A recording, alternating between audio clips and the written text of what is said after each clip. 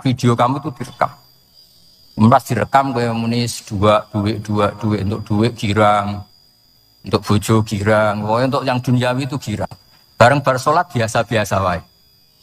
Terus kita takoki pangeran. Jongke bar salat biasa wae, bareng untuk duit kok girang. Penting di duit mbek salat. Saya berkali-kali ngaji bilang karena kenangan terbaik kita ketika ning donya yo tahu salat. Jadi nak disoteng pangeran sampeyan ketemu pangeran kan pantes. Ning donya tahu salat, tahu sujud kan keren. Dan itu dilakukan dengan keasikan yang luar biasa. Karena terus isin, aku jagungan mbek kanca sak jame betah, jagungan mbek apa 8 menit entuk 20 rakaat. Isin nah. Singkat cerita Imam Bukhari itu pede meriwayatkan hadis setelah banyak orang mimpi Rasulullah itu liwat ditututi Imam Bukhari. Iku fawwah ma akhta qadamai Rasulullah sallallahu alaihi wasallam. Terus delamaan yang pernah diinjek Rasulullah niku mau ti'ak qadami Rasulillah sing nate diinjek qadami napa Rasulillah itu Imam Bukhari persis di situ. Akhirnya ulama tahu itu maknanya betapa persisnya beliau ketika meriwayatkan hadisnya Rasulullah sallallahu alaihi wasallam. Ada lagi orang mimpi niki teng kitab Fathul Bari. Imam Bukhari itu betul khirbah itu semacam peso kecil. Yadzubu anhu itu kalau ada orang melukai Nabi, dia yang bela-belain supaya orang itu tidak bisa melukai Nabi. Dan itu ditakwil oleh ulama bahwa beliau yang nanti akan mensortir al-ahadits al-maudu'ah, dibuang semua, enggak boleh dinisbatkan kepada Rasulullah sallallahu alaihi wasallam. Jadi kemana itu jasa-jasanya pun Imam Bukhari. Terus ketika beliau mau kapundhut, terus Imam Bukhari ketika mau kapundhut itu tertib sekali. Saya banyak membuktikan baik secara bacaan maupun nyata. Orang-orang soleh itu kalau mau kapundhut itu tertib. Mulane sampai nak kapundhut aja selonang-selonong. Mati itu sing tertib. Sing rapi loh, tertata. Kula cerita sedikit. Bapak kula niku selawase niku tiap tahun nilai kula teng Jogja. Ini mboten pernah memamitkan saya sama ketua tempat kerja kula. Bapak tidak tengkene kula Jumadil Ula niku. Saya tak pamit mbek kancamu, guru-gurumu, kanca-kanca kowe mulai ngenteni aku. Terus Bapak recep kapundhut. Mbak Mun juga itu saya menyaksikan sendiri mau kapundhut itu uang dititipkan ke Subak. Iki aku nak balik nak aku ora balik wis bagi dulur-dulurmu. Terus beliau di pesawat ngendikan Gus Yasin. Tenang Gus, aku tahlili. Ternyata di Mekah kapundhut itu contoh-contoh kapundhut yang tertib, beretika dan berperadaban. Nah Imam Ghazali luwih parah malih, parah kramate mboten parah masalahnya. Enggak mbok potong dadi geger. Niku badhe kapundhut itu tuku kafan piyambak. Tuku kafan. Terus kanca-kanca sing perjalanan 3 hari karena dulu enggak ada pesawat. Ora ono WA. Niku diundang. Tolong dirangkas ning nggonku ya. Ketika beliau kapundhut itu orang yang perjalanan 3 hari enggak ada yang terlambat. Ditakoki, "Kenapa kamu enggak terlambat?" "Saya sudah diundang 3 hari yang lalu." Nanti aku tuku kafan terus badhe niku badhe subuh salat terus ya mbake cara Jawa nggih agak selonjor terus adike diceluk ali ya bil kafni aku jupukno kafanku. Terus diambung beliau ngendikan ala ridho bil intiqal ila malikil mulki pun kula ridho pindah teng alame jenengan Gusti maksudnya kapundhut. Ya terus kapundhut. Jadi adike ora ribet tuku kafan, ora ribet tuku. Saiki ya ana persiapan tapi gaya-gayaan untuk kuburane wis digawe. Terus gaya mergo larang kawasane iku elit. Niku mboten keramat ning sembrono niku. Lah Imam Bukhari ki ngoten badhe kapundhut tuh wali-wali angkatan beliau ku dipeni. Desane piyambake jenenge Khortangka, napa bacane Khortanak mboten ngerti. Pokoke kawasan Uzbek karena itu ejaan Soviet. Sauni-unimu lho waca Khortangka, cek Khortanak, cek apa ngono lho. Sing maca penting aja waca demaan karena tulisane kok sik. Niku wali-wali ngipi ketemu Rasulullah teng pagar desa, teng pojok, teng pintu gerbang. Wali-wali tanya, "Ya Rasulullah, kenapa engkau di sini?" Antaziru Muhammad bin Ismail. Aku ngenteni Muhammad bin Ismail. Apa tak jak bareng. Terus wali-wali ini tangi krungu kabar Imam Bukhari kapundhut. Nama beliau kan Muhammad bin Ismail. Jadi akhirnya wali-wali ngerti. Jadi badhe kapundhut itu ditungguni Rasulullah sallallahu alaihi wasallam. Kula waca nggih, tak waca Arabe. Engko nek mboten paham nggih muni amin amin. Mboten diantek mawon sampean. Kalau ini mumpung dadi wong soleh, mergo akan kersane Habib Bidin. Ya kadang soleh, kadang ora, arah soleh ya istighfar gampang. Urusan mbek pangeran itu gampang. Ribet urusan mbek manusa. Terus juk sepuro itu kadang gremeng ya. Tapi ora usah kaget ya apik manusa kalah apik mbek pangeran. Pangeran gofur kok manusa kok gofur kita ya ora lah biasa wae. Gampang urusan mbek pangeran ya. Ya cara kaidah fikih kan ngoten. Haqqullah mabniun alal musamaha. Urusan mbek pangeran iku gampang. Nah, urusan mbek manusa ruwet itu. Sing dawuhe ahli niku. Niku fakta apa pengalaman itu? Pengalaman apa fakta? Pengalaman. Ini kanca kula oleh ahli al-Habsyi. Nggih boten enten perkembangan mulai mbek kula ya ora jelas sih. Nggih kula waca ya. Akhbarana Muhammad bin Makki sami'tu Abdul Wahid bin Adam at-Tawasis yaqul ra'aitun nabiyya sallallahu alaihi wasallam fi naumi wa ma'ahu jama'atun min ashabi wa huwa waqifun fi mawdi'in fasallamtu alaihi faradda alayhi assalam faqultu ma wuqufuka huna ya Rasulullah qala antadhiru Muhammad bin Ismail falamma kana ba'da ayamin balaghani mautuh fanadhartu fa idzan huwa qad mata fi sa'ah allati ra'aitu fiha an-nabiyya sallallahu alaihi wasallam. Monggo ya nak badhe kapundhut sing tertib ya. Habib Ali bin Utsman kabari Habib Bidin ya Ali Al-Habsyi Muhammad kondo-kondo sik dadi saged takziah nggih. Dadi niki mboten niki ditiru nggih monggo, mboten nggih sae kersane mboten nyaingi Imam Bukhari. Lan kula kadang salah iku ya istighfar, tapi kadang-kadang ya biasa. Nah aku bener terus ora koyo Imam Bukhari, dadi ben salah sithik-sithik ora ben salah ya tetep salah, sementing gelem istighfar, gelem nak menawa iku dadi tawadhuke kita semua. Tapi jelas niku kula suwun kitab ini kitab barokah karena para habaib, para wali semuanya pakai kitab napa? Bukhari. Wau sing didawaken teng dongane Habib Abu Bakar Segaf Kutub Gresik bahwa ya Allah kita mendengar hadis-hadis yang diriwayatkan Imam Bukhari dan semuanya mengarahkan kita tambah mahabbah kita li taatika untuk taat kepada jenengan. Saya beri contoh satu, betapa hebatnya Rasulullah SAW untuk menjaga kenyamanan kita dengan Allah Ta'ala. Misalnya Sayyidul Istighfar yang tadi baru dibaca. Saya berkali-kali bilang, wong khusuk-khusuk yang berlebihan. Nah istighfar nuwangis koyo-koyo nasi pendeknya mau dosa tok. Saleh bar delok wong wedok ning pertolon nuwangis ora barbar. Oke itu bagus karena eling maksiate. Tapi seakan-akan sifati Allah, Allah yang ngasih dia maksiat. Dan hubungannya dengan Allah hanya ditakdir maksiat. Padahal Allah tadi ngasih dia sholat subuh, ngasih dia sholat duhur, ketemu habaib hormat, ketemu kiai hormat. Reputasi Allah yang baik ini enggak dihitung. Si dihitung salah ini. Sehingga terus dia akhirnya sumpah. Nak keterusan itu akhirnya rontok. Sama aja terus nol pokoknya. Tapi kalau Nabi ngajari kita tidak seperti itu. Sayyidul Istighfar di antara kata-katanya tetap Abu ulaka bi ni'matika alayya. Gusti apapun kula niki makili kita loh ya, tidak makili Kanjeng Nabi. Tentu kalimat itu dari Rasulullah. Tapi anggap saja yang baca kita. Ini penting dalam ilmu hadis. Ya Allah apapun salah saya wau kula teng terminal teng napa delok itu oke niku salah Gusti. Tapi kula ditakdir gak nganti zina. Kanggo wong biasa-biasa ngene iki ora nganti zina iku tok. Tapi aja terus delok terus iki cerita wae. Dadi delok istighfar tapi ra nganti zina alhamdulillah. Bar delok tok ya istighfar tapi ra takok nomere ku alhamdulillah. Ora moto terus dikeloni ning kamar. Alhamdulillah. Artinya ada sisi nikmat lah. Wong rai pas-pasan wae kok saleh ngono kan tok ya. Ora tok delok top ra nganti terus gitu. Dan Quran membenarkan model ngono iku, maksudnya membenarkan itu dimaklumi. Dimaklumi itu artinya yo kelas-kelas ngono iku ayate intas tanibu kabaira matun hawana anhu nukafir angkum sayat. Wis kelasnya lagi ngono. Tapi maksud saya, kowe kudu eling sisi Abu ulaka bi ni'matika alayya. Ya Allah kula delok kok ora zina ya ora takok nomor.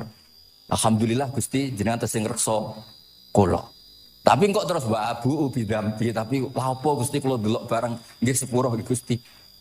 Jadi artinya betapa Rasulullah itu ketika mengajari kita istighfar itu juga bersamaan dengan itu ikrar bahwa nikmat Allah aktsar wa aktsar. Bahwa sisi nikmat Allah itu jauh lebih besar. Makanya di Quran itu tidak ada hanya perintah istighfar. Fasabbih bihamdi rabbika wastaghfiru. Tetap ada bihamdi rabbik. Apapun kita ini masih Masya Allah. Nah, barokahnya hadis-hadis seperti itu belum hadis solusi. Rasulullah bukan nate dosa. Tapi selalu ngasih solusi wong dosa. Wa atbi'is sayyi'atal hasanata tampuha. Berarti wong wedok wayu sawangane kok dosa, golek rondo sing welek tuwek kei dhuwit. Mbah, wau kula badhe maksiat niki kafaroe. Engko amen didongakno koyo corona. Muga-muga panjang apa? Artinya itu mboten niki mboten. Mungkin nak kula salah ben dikoreksi Habib Ali. Tapi Bapak mun terlambat dadi sungkan mesti. Jadi niki cerita, jadi malah ikrare Habib Abu Bakar Segaf, dawuh-dawuh Nabi itu menginspirasi kita. Belum masalah adamul kunuti wal yasi. Semua orang Islam seluruh dunia itu enggak ada yang putus asa. Meskipun ahlul ma'asi, ahlul kabair. Barokah hadis riwayat syafaati Rasulullah sallallahu alaihi wasallam. Coba kalau kita tidak dengar hadis syafaat, wong sing tahu dosa langsung fatalistik, sing tahu salah tahu fatalistik, sak donya iku ora ono sing wani iman. Perkarane kabeh gak ada salah. Tapi barokah syafaati Rasulullah sing diriwayatkan Al-Kutubus Sittah, sing diriwayatkan kitab-kitab sing muktabar. Akhirnya wong wani iman. Senajan to salah wis wani iman. Engko arep-arep syafaat Rasulullah sallallahu alaihi wasallam. Terus sing ra maca Bukhari, soalnya tiap pidato sholawat salam kunjuk kanjeng Nabi Muhammad sallallahu alaihi wasallam. Engkang kita tenggo syafaate teng dina sing diarep-arep hubungane mbek Nabi dhewe jarang maca sholawat, sing penting nenggo syafaat. Wes sangono lah, sing penting ku ndadekno iman diwujudis. Wah niku terakhirin tentang Isra Mi'raj. Ono kata-kata mungkin Gus Apang nyanyine mari sedilo mungkin. Nah, niki kitab Fathul Bari tentang Mi'raj. Niki kan tesih Isra Mi'raj. Dados nabi ku ya manusa ya kadang-kadang ya rondok cara boleh dibahasakan ya rondok ra ikhlas. Dibahasano hasud kok kasaran ya ora pati ikhlas. Tapi ora ikhlase nabi niku barokah. Riyen kita tahu pertama wajib sholat itu 50. Nabi Ibrahim di langit ke-6, kila 7. Kalau ora roh persise urutane mergo riwayate beda-beda semene 6 ora semene 7. Mengko ya ora roh dhewe pokoke nek 6 ya 7. Coba bantah kula. Akhirnya Nabi Ibrahim jenenge capek. Apa mat diceluk wong pancen bae. Dikan salat 50 rakaat. Mendel Nabi Ibrahim, ora biasa bantah. Bareng kok Nabi Musa bantah. Apa mat 50? Dekne asline bantah iku ora kok perkara piye. Asline gak krana sakake kita mboten. Rodok ngeprekno lah cara Jawa. Piye mat 50? Umatku sing gagah-gagah ra kuat temene umatem. Dadi asline iki yo rasake kita. Mulane kula rapati utang jasa asline di bab ini karena asline iku terusane inna ummataka la tutiku dzalik. Umatmu ra kuat. Wong Bani Israil umatku sing gandeng-gandeng gagah-gagah ra kuat temene umatmu. Padahal kita ya nyatane ra kuat tenan, tapi alhamdulillah. Singkat cerita terus rodok terjadi debat kecil. Kanjeng Nabi karena ahsanan nasi khalqau wa khuluqa. Nurut mawon. Matur ning pangeran Gusti khafif anni. Sampai pangeran disudo 5, berarti itu saya pinten? Matur nang Nabi Musa iki abot papat ini. Njaluk ringanan. Sampai akhirnya ping 9. Ping 9 berarti 5 ping 9 kalong pinten? 45. Dan ini sakjane Nabi Musa saya 5 lah cek njaluk neh keringanan. Waduh anak sido. Niku pun ra sidono wajib salat. Tapi pertanyaane lha apa ada Mi'raj dibule ratu apa kan yo. Itu jasanya Nabi Musa, baru kayak protes niku 50 dadi pinten? Gas. Tapi itu sisi Nabi Musa. Tapi kalau niki cerita teng riwayat niki teng Fathul Bari kula waca mawon. Ketika Nabi Musa di langit ketiga atau keempat, ini kan dilangkai kanjeng Nabi. Dilangkai itu nangis. Nangis itu nangis, ya nangis protes. Ditakoki oleh malaikat Jibril, kenapa kayak nangis? Gerutu itu gak adil guys. Cah wingi kok ngangkai makomku. Gerutu. Akhirnya kanjeng Nabi takok, niku sinten? Iku Musa. Nembe nopo? Ya nembe gerutu. Sing digrutoni sinten? Pangeran. Lah terus pangeran gak piye-piye, gak wis biasa aja. Mboten niku lho mboten gawe-gawe, nek ora percaya sampean waca dhewe kitabe. Kok eja sithik-sithik kan. Terus nggak kena apa? Ya mergo sampean luwih enom tapi nglangkai makome. Rada ra trimo. Marahe tabayun kan cara saiki tabayun dikonfirmasi. Kula waca mau narape, mungkin nek sing ra ngandel nggih ben ngandel, nek sing ra ngandel nggih ben ya ben goblok wong tak wacana kok ora ngandel.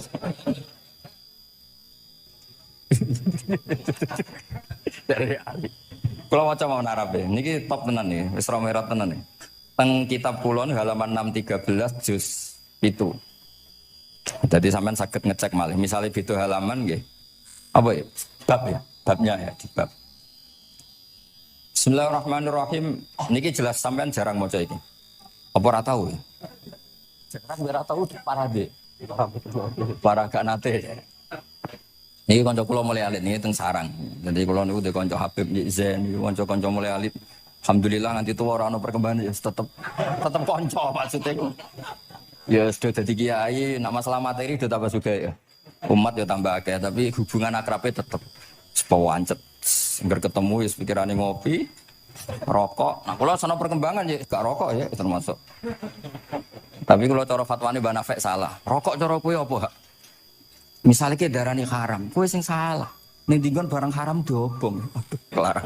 Mboten nate menang. Ini seksine niki. Nah, kula debat Mbah Nafek. Lah iya rokok itu haram, mulane. Kowe nek dirokok sitok terus mbok yakini haram, rak berarti jek ono terus barang haram. Tapi nek tak rokok kan tak ilangi. Berarti aku ngilangi. Sembah atau menang bajene. Iya, bapak nape. Nah, kula skala tuwa nurut mawon. Ini alhamdulillah niki majelis kula seneng sangat ditunggoni para habaib saged nderekaken kersane Habibiddin. Kula ki ora ngrasa paling bener wong dikongkon mawon. Tapi kelirune insyaallah ora nganti 1%, 0,0 sekian persen pantes-pantes sih. Ya kudu dhewe kudu ngono. Kula waos nggih. Bismillahirrahmanirrahim. Ketika Nabi sinten Musa ya kesalib Nabi Muhammad sallallahu alaihi wasallam niku nangis. Terus lam azunna ahadan yurfa'u alayya. Saya itu tidak pernah mengira ada orang diangkat meninggi saya. Gak terima. Terus mergo napa? Yas banu Israil anni akramu 'ala Allah. Umatku wis kadung yakin nek saya ini yang terbaik kok dilangkai wong piye. Kayak kula misale darani wong alim alamah terus jebule keliru kalah mbek Amang kan yo isin. Dari berke Amang puture Nabi mboten isin kula nek kalah mboten isin. Wis boten yakin boten isin. Enggak kemuhal. Abe isin kalah ya ora apa-apa, Mas. Tapi ini kan jaga imet kan. Misalnya kula tengkeling terus Ali terus kula ndek kanca Bidin ini cerita lucu tenan iki kisah nyata. Jenenge Kiai Izzuddin Buntet itu top-top kiai di era itu. Dia santri niku tiang Cirebon asli Jakarta. Jenenge Budi. Ini kanca niku tak sebut jenenge wong cerita lucu. Dia itu bangga dengan kiainya karena orang Jakarta. Iku mergo anggere kiai mek Kiai Izzuddin ku nyucuk. Bangga dek mergo kiyaine ra ono sing ngalahno. Wah, kiai sak kawasan kono iku nyucuk. Suatu saat ana pengajian ngaturi Mbah Mun, Mbah Maimun Zubair. Kiai Izzuddin nate mondok sarang.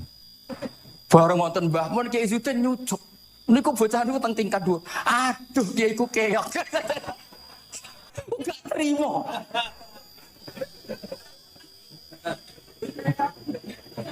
Karena dia ngukur menang kalah ini pakai nyucuk.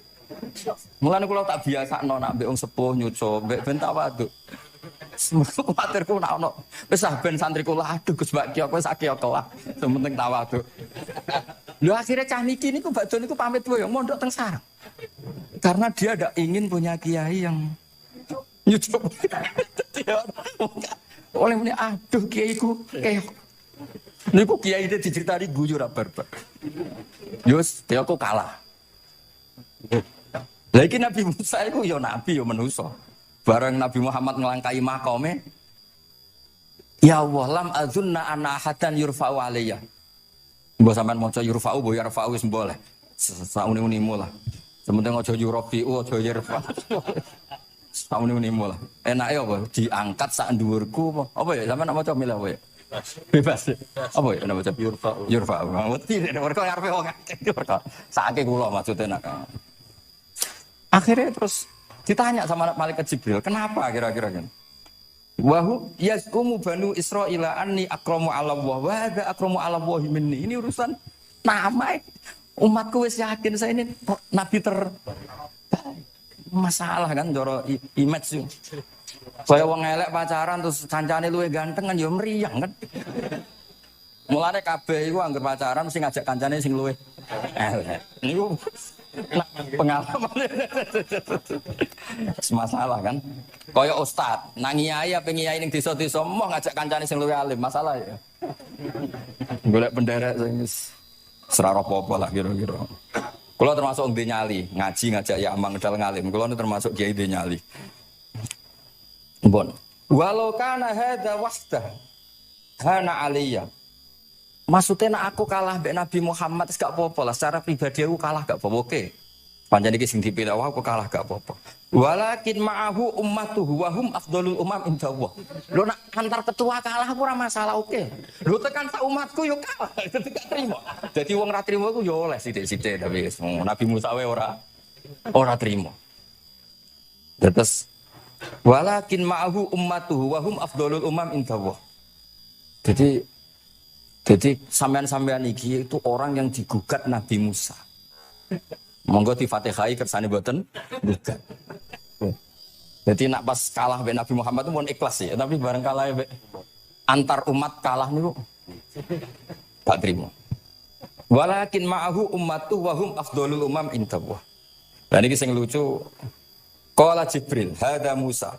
Wa ma yu'atibu, kanjeng Nabi tanglet. Wa ma yu'atibu, terus sing digumami sapa sing digremi sapa? Qala yu'atibu rabbahu fika. Lho niki kula maca lah. Kok nak kurang marem tak seksine ya amang takon maca. Yu'atibu rabbahu fika. Qultu wa yarfa'u sautahu ala rabbi. Ning ngarepe pangeran yo wani pahpoh ngono gamane cara Jawa iku. Qala inna wa qad arafa lahu khiddata. Pangeran biasa. Nak ngomong ya rada keras ngene dadi pangeran wis biasa maklumi. Wa fi riwayatin innahu ya'rifu dzalika minhu. Allah kenal banget. Ini jenis wong protes iku wis kenal banget. Terus, nah ini terus mulai analisis ulama. Kalau ulama lam yakun buka Musa hasadan ma'adallah fa innal hasad fi dzalikal alam manzu'an ahadil mu'minin fakifa biman istafahu wa ta'ala bal kana asafan ala ma fatahu minal ajri alladhi yatarata bil arfud. Ini kan analisis walhasil hakikate Nabi Musa mboten hasud tapi ya serapati siap kalah wae dan niku ya normal wae wong manusa. Dan semoga nak sampean ra siap kalah mbek kula nggih saged maos Bukhari, saged maos Fathul Bari. Nah, misalnya kepeksa ya eling salah aja eling bener.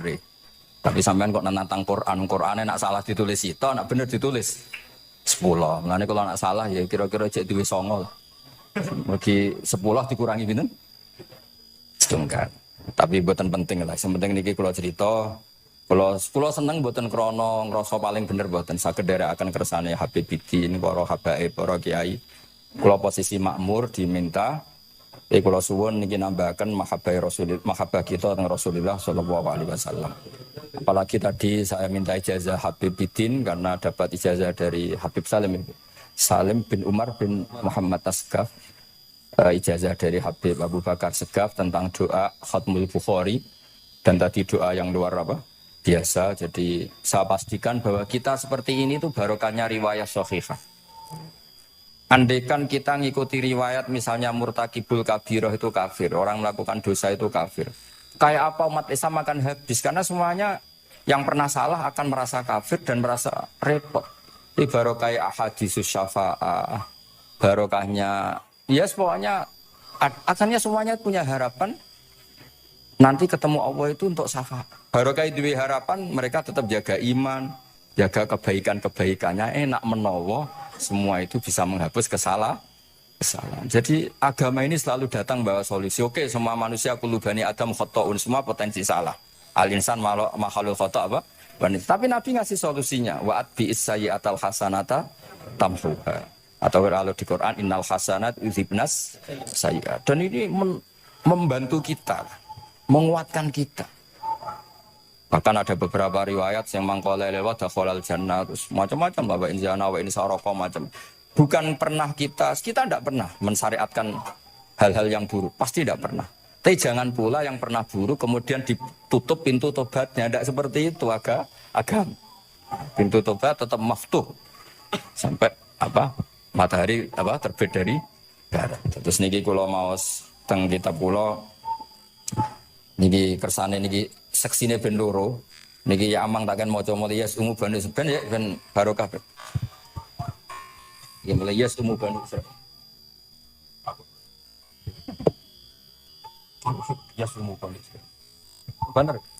Bismillahirrahmanirrahim. Qala Musa yaz'umu banu Israila anni akramu 'ala Allah wa hadha akramu 'ala Allah minni. Zada al-Umawi fi riwayatihi walau kana hadha wahdahu hana 'alayya. Walakin ma'ahu ummatuhu wa hum afdalul umami 'inda Allah wa fi riwayati Abi Ubaidah. Nah, terus ini Faqala Jibril hadha Musa. Qultu wa man yu'atibu? Qala yu'atibu rabbahu fika. Qultu wa yarfa'u sawtahu 'ala rabbih. Qala inna Allah قال إن الله قد عرف له حدته وفي حديث ابن مسعود عند الحارث وأبي يعلى والبزار وسمعت صوتا وتذمرا فسألت جبريل فقال هذا موسى قلت على من تذمره قال على ربه قلت على ربه قال إنه يعرف ذلك منه Ini yang terakhir barokahnya kitab Bukhari juga kita maklumi ya, meskipun sifatnya hanya maklumi. Kalau ada orang satpam, macak satpam sholat, petugas SPBU, ketika dengan seragam SPBU gini apa? Sholat. Meskipun kita yakin berpakaian ahsanil ahwal, kados jubah, amamah itu sunat. Kita yakin seyakin-yakinnya. Tapi barokahnya Imam Bukhari, kemudian kita tahu bahwa komunitas kita, pantasnya penjaga SPBU macak biye, penjaga Nopo Indomaret itu macak biye, satpam pantasnya macak biye. Terus ketika kalau sholat itu biye. Ini saya beri contoh. Bismillahirrahmanirrahim. Ini halaman 75 di bab sholat kitab Bukhari juz 1. Haddatsana Ahmad bin Yunus, haddatsana Asim bin Muhammad, haddatsani Waqid bin Muhammad an Muhammad bin Munkadir qol shalla Jabirun fi izarin qad aqadahu min qibali qafahu wa siyabuhu mawdu'atun alal misjab. Qala lahu qailun tusalli fi izarin wahid qal innama sana'tu dzalikal yarani ahmaku misluk wa aina ma kana lahu saubani ala ahdi Rasulillah sallallahu alaihi wasallam. Jadi Jabir itu salat sarungan tok, ora klambenan, ora nganggo kethu, ora nganggo popo, kak sarungan tok ditalekno gulune. Lah era tabi'in wis salate wis resmi-resmi. Lho jenengan sahabat kok salat ngoten. Ben wong koyo kowe roh, nak salat ngene iki wis sah. Nah barokahnya itu kita ngerti auratul rajul itu kayak apa? Andai kan tidak ada peristiwa itu, maka pakaian yang dipakai Nabi dan sahabat dikira syarat sahnya sholat. Sehingga semuanya harus seragam seperti itu. Tapi barokahnya pernah ada sholat seperti itu, kita tahu mana auratul rajul yang harus ditutup ketika sholat. Itu ya barokahnya riwayatnya Imam Bukhari. Terus beliau meriwayatkan qalat Ummu Hani iltahafan Nabi sallallahu alaihi wasallam bisaubin wa khalafa baina tarafaihi ala atikaihi. Terus ini ada riwayat lagi an Umar bin Abi Salamah annahu an nabiyya yusolli fi thawbin wahid fi baiti Ummi Salamah qad alqa tarafaihi ala atikaihi. Oke, jadi kita sepakat sholat yang baik pakai ahsanis siap, pakai formal, tapi tetap ada standar siapapun boleh sholat dengan pakaian yang asal nutupi aurat. Barokahnya ada riwayat seperti itu.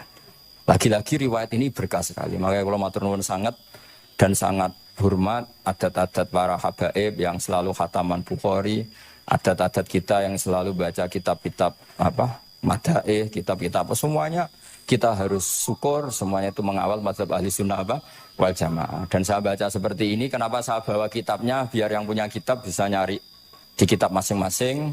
Semoga hanya beda halaman, bukan saya punya Bukhari, sampean punya kitab yang enggak Bukhari. Maksudnya tuh dua ini buku ini ngomong. Jadi jelas ya, terus adnal ahwal, misalnya pakaian minimal seperti itu penting. Supaya akhirnya ada orang satpam sholat pakai pakaian satpam ya tidak janggal, ada yang pegawai SPBU sholat gitu tidak janggal, karena sahabat Jabir ini pernah menunjukkan di depan umum sholat seperti itu supaya menunjukkan kadar aurat mana yang harus ditutup. Andai kan tidak pernah ada peristiwa Jabir dan Rasulullah selalu sholat ala ahsanil ahwal, sahabat misalnya ala ahsanil ahwal, pasti seperti itu dikira syarat sah. Dan itu akhirnya umat masa pegawai SPBU macak ngono, satpam macak ngono. Barang kiai teko sing kiai sing ndi macake padha kan ya ribet.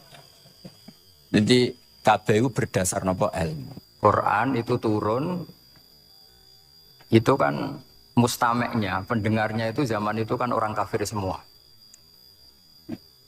Makanya pertanyaannya itu untuk jadi ahli tafsir itu syaratnya ada enggak?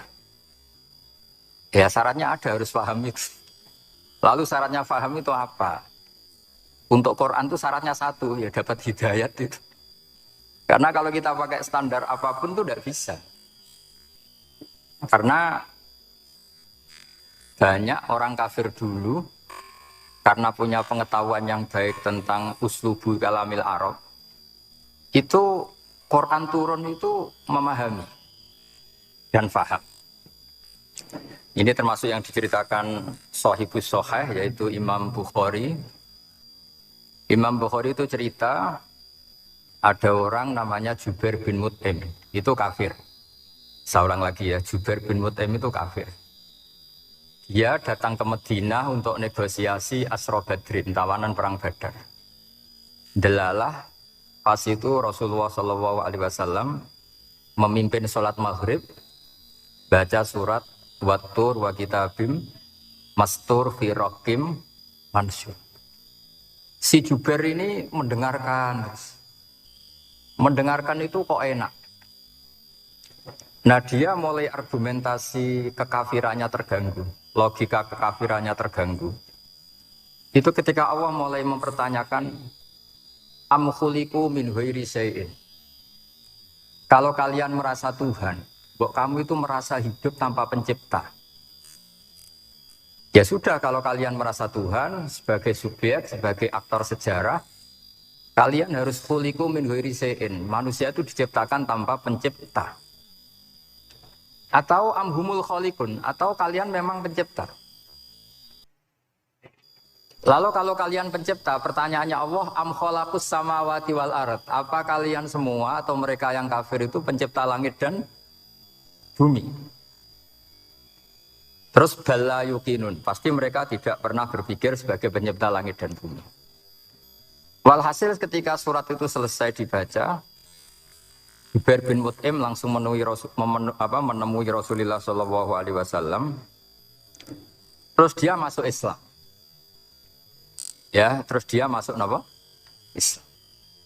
Ini bukti bahwa Quran itu bisa difahami orang kafir dan bisa menjadi sababul hidayah.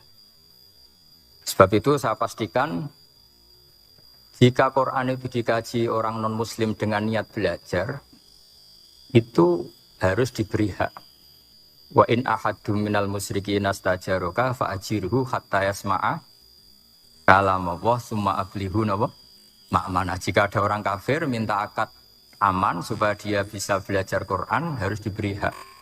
Karena awal-awal Quran itu saking fasohahnya, saking jameknya, saking jelasnya, bahkan aslama Umar mergo bistimaihi atau bisamaihi ayat Al-Quran.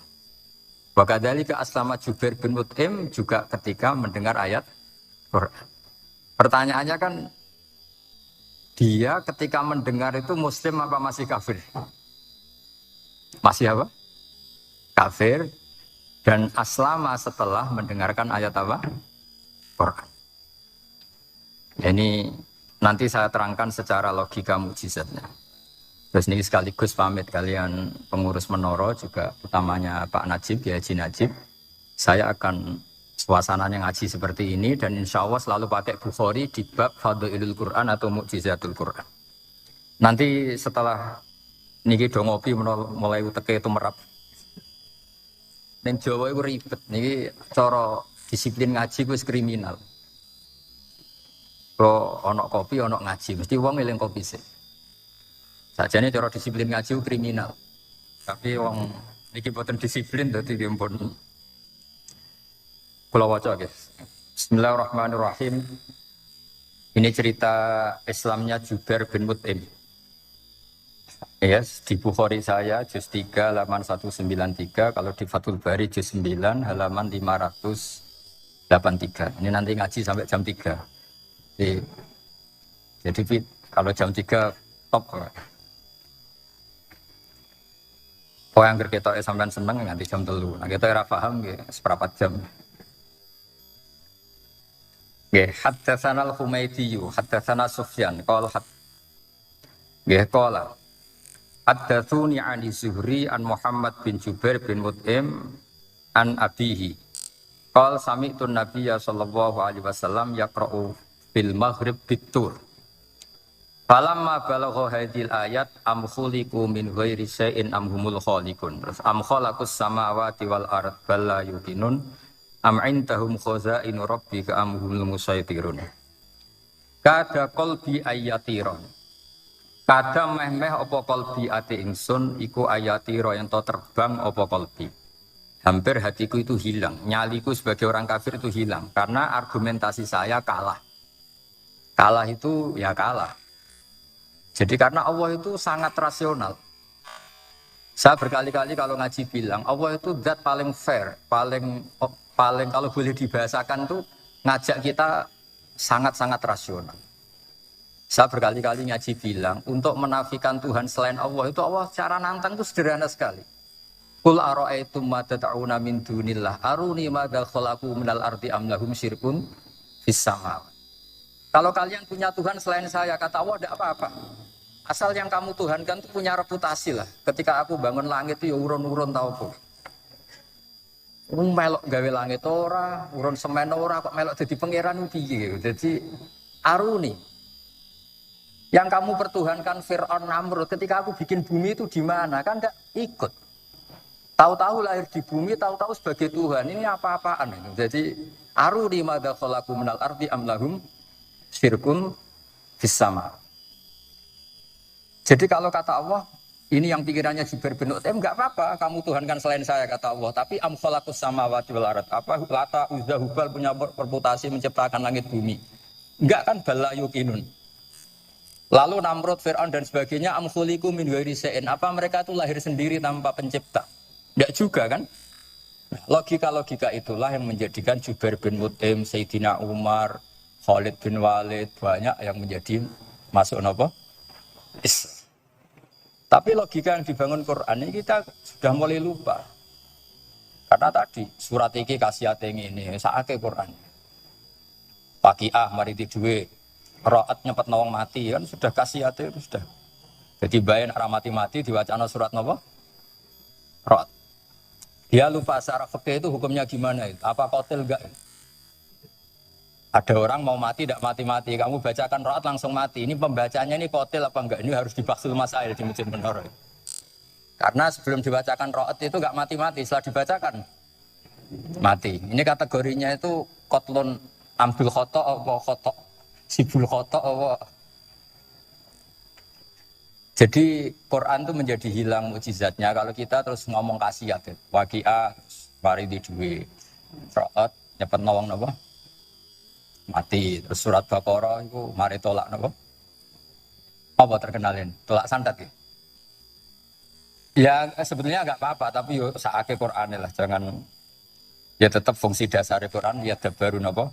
Ayat. Mungkin kalau terangkan. Di sini kada qalbi ayatira.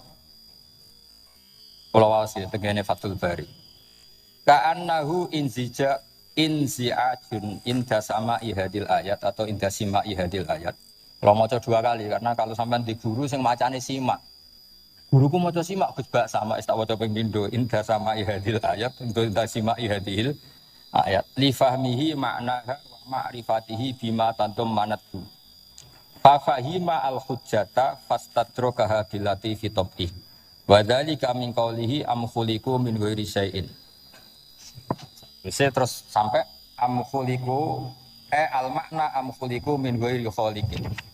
Wa dzalika la yajuzu. Terus li anna ma la wujuda lahu kaifa yakhluq.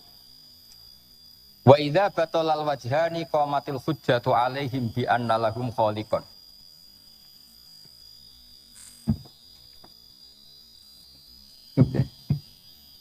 Wah, dan di kegiatan. Lah semulang orang ngrungokno ora noto mix pokoke. Jadi Islam itu orang harus punya itu sholihat. Jadi tak gak mulang, ngurungokno, nak orang yang nonton apa. Islam itu gampang. Begini kalau terang nggih, mboten sing sampean kulino argumentasi Quran. Ketika Allah menafikan Tuhan selain dirinya, saya ulang lagi, ketika Allah ingin menafikan Tuhan selain dirinya, sebenarnya argumentasinya itu gampang sekali.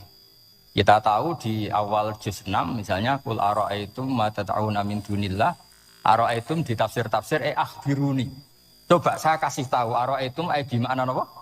Akhbiruni. Coba kasih tahu saya. Kalau mereka itu Tuhan apa reputasinya? Aruni, tunjukkan ke saya. Madza khalaqu minal ardi. Ketika aku menciptakan bumi itu mereka urun apa? Fir'aun lahir di bumi, Namrud di bumi, Nabi Isa di bumi. Semua yang kamu Tuhan kan lahir di bumi. Lalu ketika bumi diciptakan kontribusi mereka itu apa? Mbok kalau yang merasa jadi Tuhan tuh mbok yo gawe lah urun.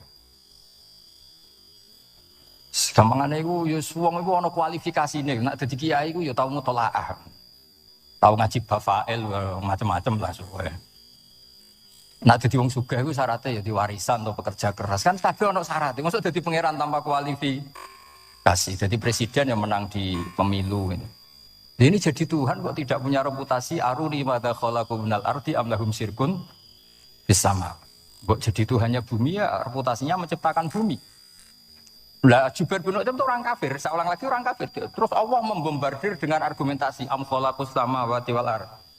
Yang kamu tuhankan apa menciptakan langit bumi? Am khuliqu min ghairi syai'in, apa yang kamu tuhankan itu wujud begitu saja tanpa pencipta. Wos pokoknya dibombardir gitu. Sampai beliau tidak kuat, akhirnya matur Rasulullah asyhadu alla ilaha illallah wa annaka rasul. Jadi dulu itu mukjizatnya Quran itu orang kafir saja tahu. Saking dahsyatnya, logika yang dibangun itu saking dahsyat. Dan itu murni argumentasi ilmiah, bukan jimat, mboten. Terus diwaca sakmene ambek poso, iku mboten enten ngoten riyen. Yes, pokoknya memang ilmiah. Saya punya sekian contoh. Sampean boleh nggak percaya, tapi kebangetan para percaya. Dulu di antara sifatnya Rasulullah, saya sering ya kadang-kadang ya kepengen emosi lah, wong dikandani pangeran kok angel ra karuan. Tapi dulu para nabi itu disifati Allah qad ja'atkum bayyinatum mir rabbikum. Orang-orang kafir dulu disalahkan Allah karena sudah ada bayinah. Bayinah itu kebenaran yang ketok welo-welo, begitu jelas. Sehingga Allah ketika mensifati kekasihnya yaitu Rasulullah SAW, itu status yang ditonjolkan Allah itu apa? Lam yakunil ladzina kafaru min ahlil kitab wal musyrikin munfakina hatta ta'tiyahumul bayinah itu siapa? Rasulun minallah yatslu suhufam mutahharah. Orang kafir yang ngotot terhadap kekafirannya, baik ahli kitab maupun orang musyrik, itu tidak akan tercerabut dari akar kekafiran sehingga datanglah bayinah. Bayinah itu kejelasan yang benar welo-welo. Siapa itu? Rasulun minallah yatslu suhufam. Nah, benar welo-welo itu karena argumentasinya dibenturkan. Saya ulang lagi, dibenturkan. Saya beri sekian contoh argumentasi yang dibenturkan. Saya berkali-kali cerita kalau ngaji.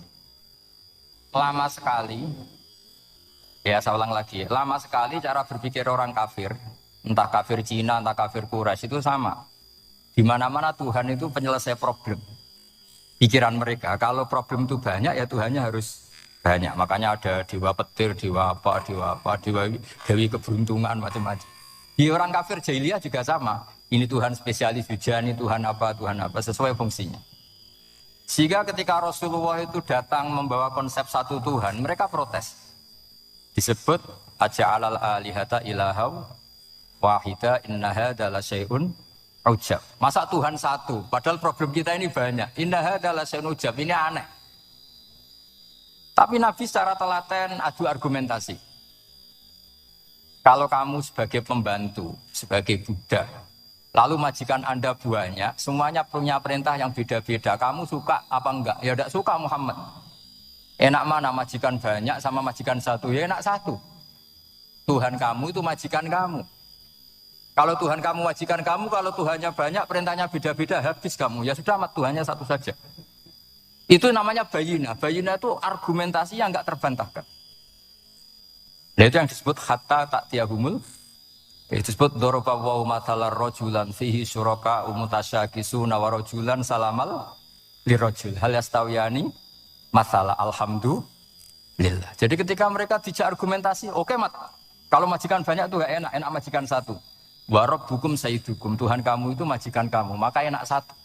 Oke Muhammad, kita terima konsep itu. Alhamdulillah akhirnya mereka Islam. Nah sekarang enggak, berjuang ngamuk ya. Enggak logika itu rapati gelem. Nah, begitu juga tentang syirik. Saya berkali-kali kalau ngaji cerita. Saya sebagai manusia mungkin atas nama hati saya sering tidak ikhlas. Tapi atas nama ilmu itu saya ikhlas terus. Enggak pernah ada ikhlas atas nama ilmu. Saya beri contoh, sampai aku pengen ikhlas permanen. Meskipun aku sepotongan aku ikhlas, tapi ini kan latihan, sering latihan.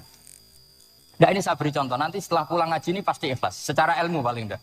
Ya saya ulang lagi secara hati, roh hati, banyak kepentingan jenis hati. Lama sekali kita ikhlas mengatakan ini putih, ya kan? Kertas ini putih apa hitam? Putih. Kamu ikhlas gak? Ikhlas kan? Gak ada yang bayar kan? Kamu mengatakan putih kan gak bayar. Terus peci saya ini orang pasti sepakat ini hitam. Dan lama sekali orang mengatakan ini hitam. Tanpa ada yang gaji.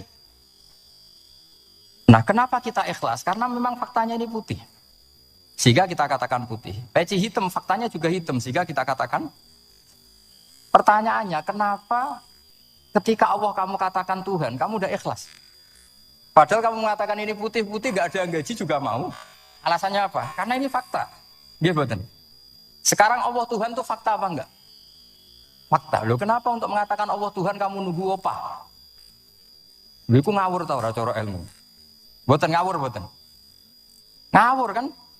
Harusnya kalau mengatakan fakta itu yang ikhlas. Putih kita katakan putih, hitam kita katakan hitam. Meskipun nggak ada yang bayar. Nah itu ilmu. Maka kalau kita dengan ilmu nyembah Allah mesti ikhlas. Ya Allah memang kau Tuhan ya tak sembah. Atas nama ilmu loh saya ulang lagi. Atas nama. Tapi kalau atas nama hati. Gusti nggih nyembah nggih nyembah. Gusti nyuwun opah lah. Kalau ini kan. Maksudnya aku ya piye. Jadi ribet. Makanya di bab fakta itu Allah ngendikan waman azlamu mimman abadani li jannatin aw narin laulam akhluq jannatan wala naron alam akun ahnan al-uto'a. Siapa yang lebih zalim ketimbang orang yang menyembah saya yang karena takut surga atau ingin masuk surga atau takut neraka.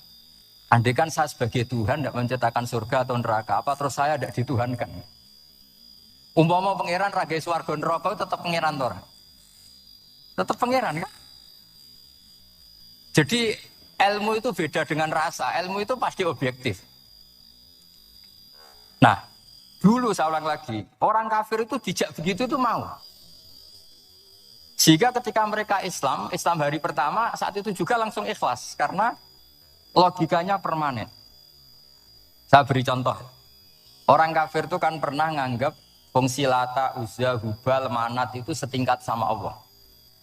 Padahal oleh mereka dianggap syarif, dianggap setara, dianggap mitra, dianggap sederajat dengan Allah. Sehingga mereka diceritakan Allah, balhum kaumu ya'adilun. Mereka komunitas kaum yang menyamakan selain Allah dengan Allah. Padahal gak mungkin kan, selain Allah setara dengan Allah kan gak mungkin. Iku dulu lan nerangno kangelane sak pole. Cara gurune kuwi. Gurune Kanjeng Nabi Muhammad SAW. Iku nerangkan sekali itu orang kafir paham semua dan semuanya masuk Islam. Itu hebatnya bayinah hatta ta'tiyahumul bayin. Nabi cara nerangkan diajari Allah begini. Misalnya saya kerja keras, kemudian beli Innova. Ya, atau adol warisan beli Innova. Kemungkinannya kan kerja keras atau warisan. Utawa ngerayu mertua kelar tuku Innova. Kemungkinan itu. Sing rada dake itu jalur pintas ngerayu mertua. Lewat bojone maksudnya. Semacam-macam lah. Apapun itu ciri khas pemilik itu nggak ingin orang lain itu setara dengan dia. Kue kerja keras nabung puluhan tahun beli Innova, kemudian teman kamu udah ikut beli, cara menguasai Innova itu sama dengan kamu. Nak nyiler atau pamit atau bensin ini, enak ide. Kue mangkel gak kira-kira? Kamu punya rumah, sono wong mlebu slonang-slonong kayak pemilik, kamu mangkel gak? Mangkel. Nah, Allah cara membuat tamsil itu ya begitu. halakum mimma malakat aimanukum min syuraka'a fi ma razaqnakum fa antum fihi sawa takhafunahum ka khifatikum anfusakum. Coba kalau kamu punya barang, kata Allah, kamu punya barang, punya sesuatu, dan itu milik kamu, karena kamu yang beli. Kemudian ada orang lain yang cara memilikinya sama dengan kamu. Mau enggak kamu seperti itu? Ya tidak mau Muhammad, ini milik saya, kok ada orang lain yang merasa setara dengan saya, tidak mau saya. Kalau orang lain mau pinjam ya harus ngemis-ngemis lah, harus dodok-dodok. Ya seperti itu Allah itu bumi itu yang menciptakan Allah sendiri.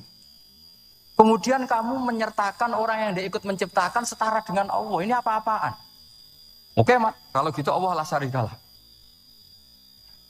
Jadi itu tamsil apa? Saya ulang lagi ya. Kalau kamu beli Innova, mau nggak ada orang lain yang cara menguasai Innova itu setara dengan kamu? Mau nggak? Nggak mau kan? Bahkan istri saja nak nganggo kudu pamit.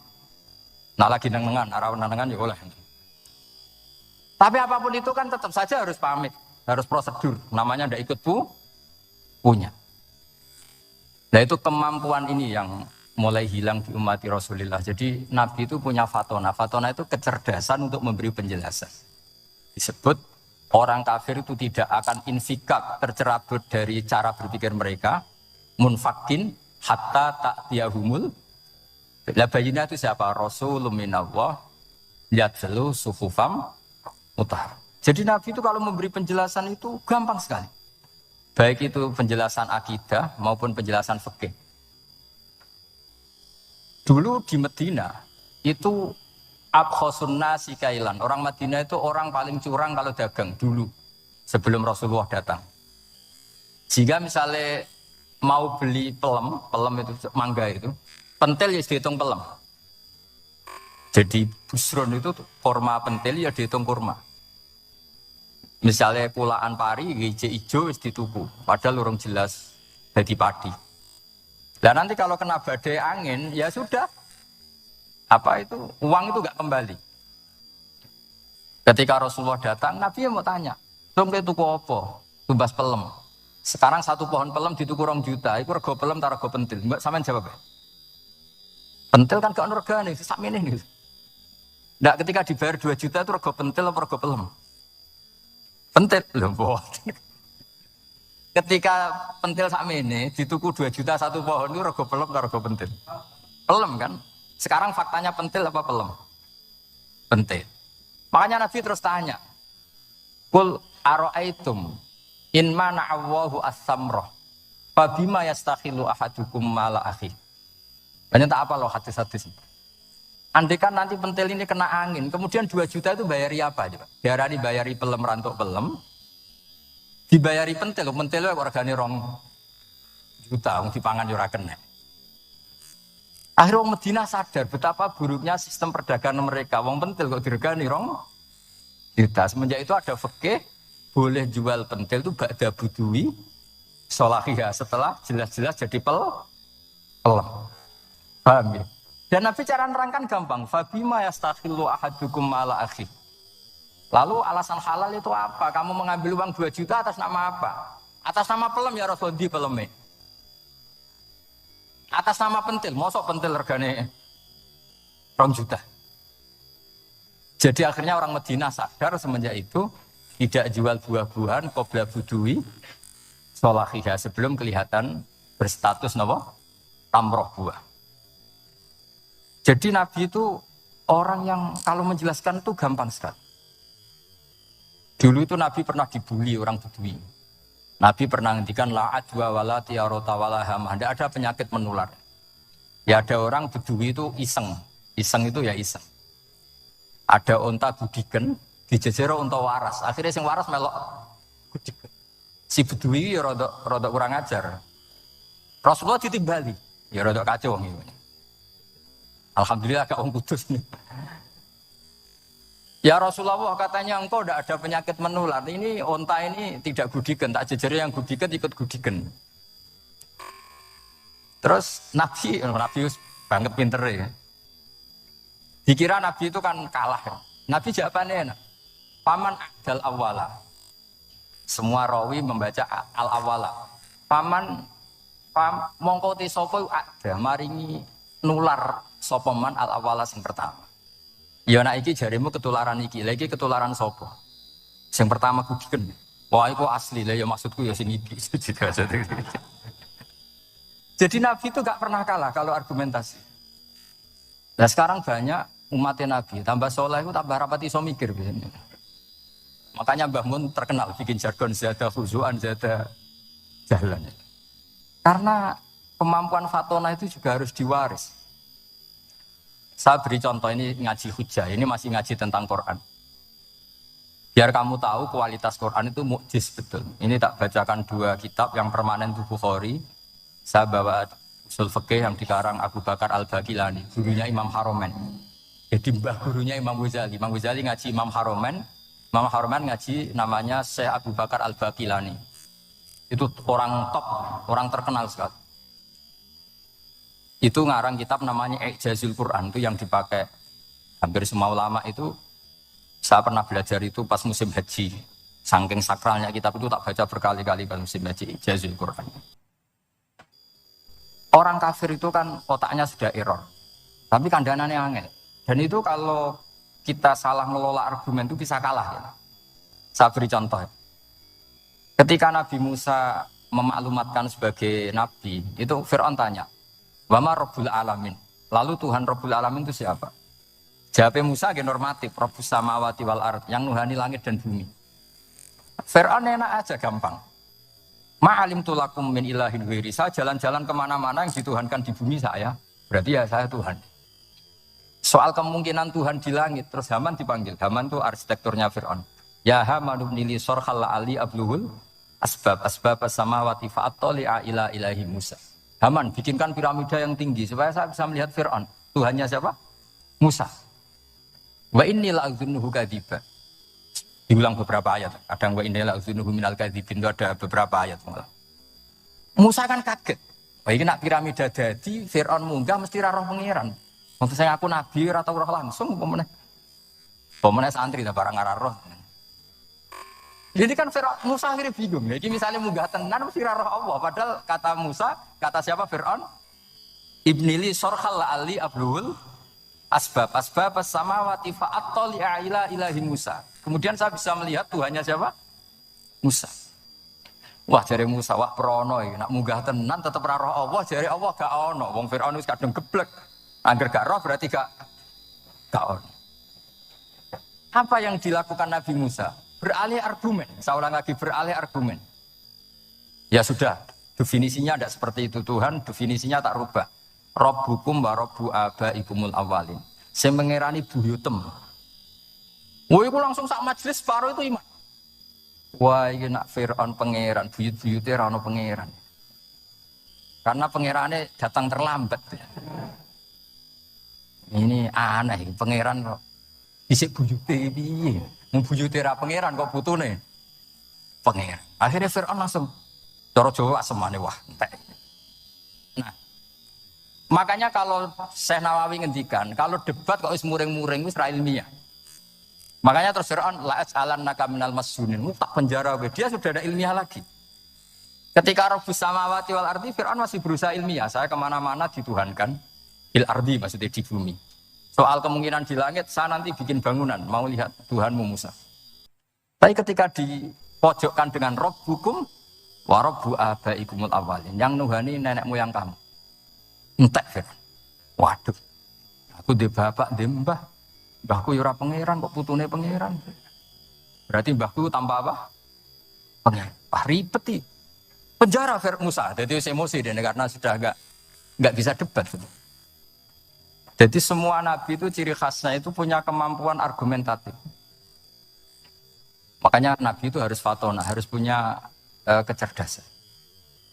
Dan itu juga yang dilakukan Quran ketika nafyu uluhiyati ghairillah, ketika menafikan bahwa selain Allah itu pasti tidak Tuhan. Ya tadi, kalau Allah itu punya pesaing sebagai Tuhan, ya namanya Tuhan, reputasinya ya aruni madza khalaqu minal ardi am lahum syirkun. Mungkin kalau orang-orang tajwid hanya nekuni fis samawati tuni itu fis samawati tuni itu kan urusan tajwid ya. Tapi kalau kita yang ahlul makna itu nekuninya kalau merasa Tuhan itu mbok ya punya reputasi. Di antara reputasinya itu ikut menciptakan langit dan bumi. Nah dengan demikian namanya bayinah. Bayinah itu kebenaran yang ketok welo-welo. Sehingga orang kafir itu tidak bisa berbantah-bantahan lagi. Dan ini disebut lam yakunil ladzina kafaru min ahlil kitab wal musyrikina munfakina hatta ta'tiyahumul bayinah. Bayinah itu siapa? Rasulun minallah yatlu suhufam putih. Makanya orang kafir dulu itu matur nuwun tenan mbek Islam. Mergo qad ja'atkum bayyinatum mir rabbikum. Bayinah itu harus ada. Makanya kita sekarang harus sesering mungkin bikin bayinah. Misalnya begini, saya ini kan kiai. Kiai itu kan untuk menunjukkan bahwa yang paling membahagiakan itu sholat. Ya tersiksa kita itu kita kalau tidak sholat, kita tidak sholat. Ono kiai kok tersiksa radhi duwe, itu rapati kiai. Mergo berarti orang dadekno sholat itu himmah. Nah caranya gimana? Kita latih. Kita latih, misalnya begini tak, sampean tak latih, nak sampean ora paham berarti ra kiai.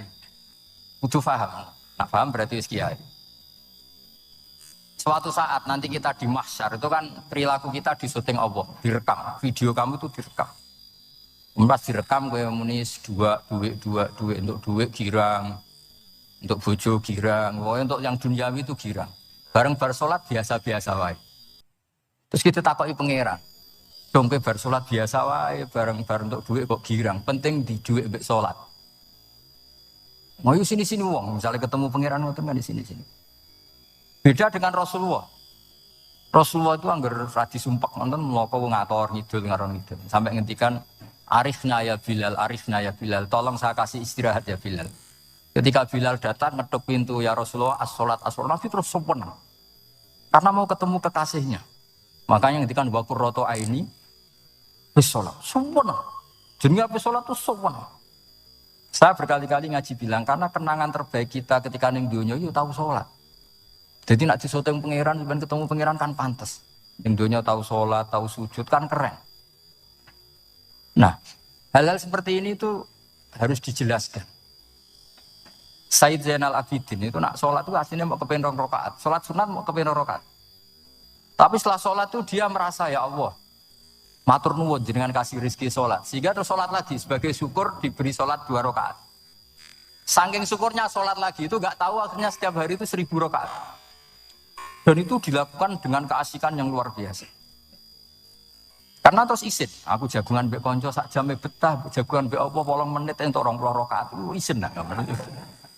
Itu ya duwe isin maksudnya ya. Iki cerita wong duwe isin, nek sing mboten nggih monggo lah ngene iki pilihan, iki cerita mawon. Sampeyan aja takok, lha Gus Pak iso nglakoni itu ora, gak sopan takok kiai, Pak. Itu cerita mawon. Tapi saya bisa bayangkan perasaannya orang-orang soleh. Wong nak duwe isin itu jagungan mbek kanca wae asik. Padahal kanca iki ra jelas prospeke, cara donya ora jelas, akhirate ora jelas. Lha iki jagungan mbek Allah kok kesusu, ini makhluk model apa kan? Hamba model apa? Lho Kanjeng Nabi itu tak ceritani. Garwa paling disenengi Sayyidah Aisyah. Wayu rawan. Siddiqah gelare. Lha niku Sayyidah Aisyah saking kepingine dikumpuli Nabi niku nak Nabi salat malam niku turu ning ngarepe. Ya turu ning ngarep. Nabi ku mboten gaya kok sampeyan dinggon salat khusus mboten nggih salate nggih teng ngene sarine. Sane kan kadang kaji-kaji sugih ana ruang salat. Ana sajadahe, ana tasbih komedi. Gaya tok. Ora bolak-balik dolan wis sugih-sugih. Monggo Gus nggon pesolatan. Wah, iso ambu malaikat blas gak ana yakin. Gaya tok wis. Aku lelek yo gawa Quran mambu lah, ana malaikat ora mambu. Potongane wis blas. Nabi ku mboten nggih sederhana sing didamel qiyamul lail nggih sing teng kamare Sayyidah Aisyah niku. Niku Sayyidah Aisyah jarak tulu Malang. Lah niku yo ora dibeda mek Nabi ampun kepengin salat nggih salat. Nak pas kias qiyam niku pas berdiri Sayyidah Aisyah ndelojor. Boleh sholatnya diteruskan, pas Nabi badai sujud, akhirnya kakinya ditepuk, ngekei ruang Nabi sujud. Akhirnya kenangannya Sayyidah Aisyah, akhirnya Nabi bilang ke saya, dari ini ata'abadu li Rabbi, aku keizin Aku tak asik mbek pangeran. Fatarok tu hawa ya li hawa huma. Gelem ra gelem aku ngalahno kepengin ku dikumpuli Nabi. Mergo demi senenge Nabi mbek pangeran. Iso sampean niku tahajud ngenteni nenengan mbek bojo. Wong bojo elek kok ninggalo tahajud iki. Wis tak tenan jelas. Dan ora bojone ayu malah ra tau napa. Wis musibah tenan iki wis musibah. Nabi ku garwane ayu. Isa. Lho niku mboten pas teng Sauda, lho pas teng Aisyah. Dulu saya nyekseni nak Kanjeng Nabi jumenteng nganti melentoh niku Aisyah. Gak tau mikir kok Aisyah. Lho jajal ke bojo wayu, kok bergak tahajud. Rukun lho ya nak rukun agak tunggale, pas rukun. Lah gak tau mikir wong ning Sayyidah Aisyah pas rukun qiyamul lail nganti sfaromat qadamahu nganti melentoh. Ketika dijawab, bukankah engkau sudah dimaafkan mata qaddama min dzambika mata akhir? Jawab Nabi, afala akunu abdan syakur. Karena tadi ketika Nabi sholat itu asik. Siapa yang bisa menandingi keasikan seorang hamba dengan kekasihnya yaitu Allah Ta'ala. Dan itu yang ditiru duriah-duriahnya kayak Sayyid Ali Zainal Abidin. Kan sekali sholat itu asik. Makanya ada wali ditanya, kamu masuk surga, Gusti wonten sholat mboten teng swarga. Nak mboten saduk mboten usah jare. Nak pun bus warga seneng kan hore ora usah subuh kan. Mulane potongane ku angel bus warga. Karena tadi kepen bus warga ben bebas subuh, bebas Jumatan. Berarti selama ini kamu ngambut syariat itu problem, napa?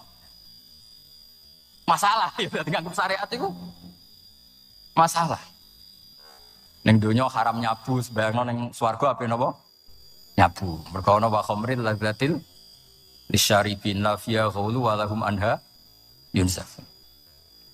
Jadi orang-orang baik itu ukurannya itu, makanya saya bilang mungkin kita tidak ikhlas secara hati karena hati kita ya taqallab molak malik, tapi kita harus ikhlas secara ilmu ya, ikhlas secara apa?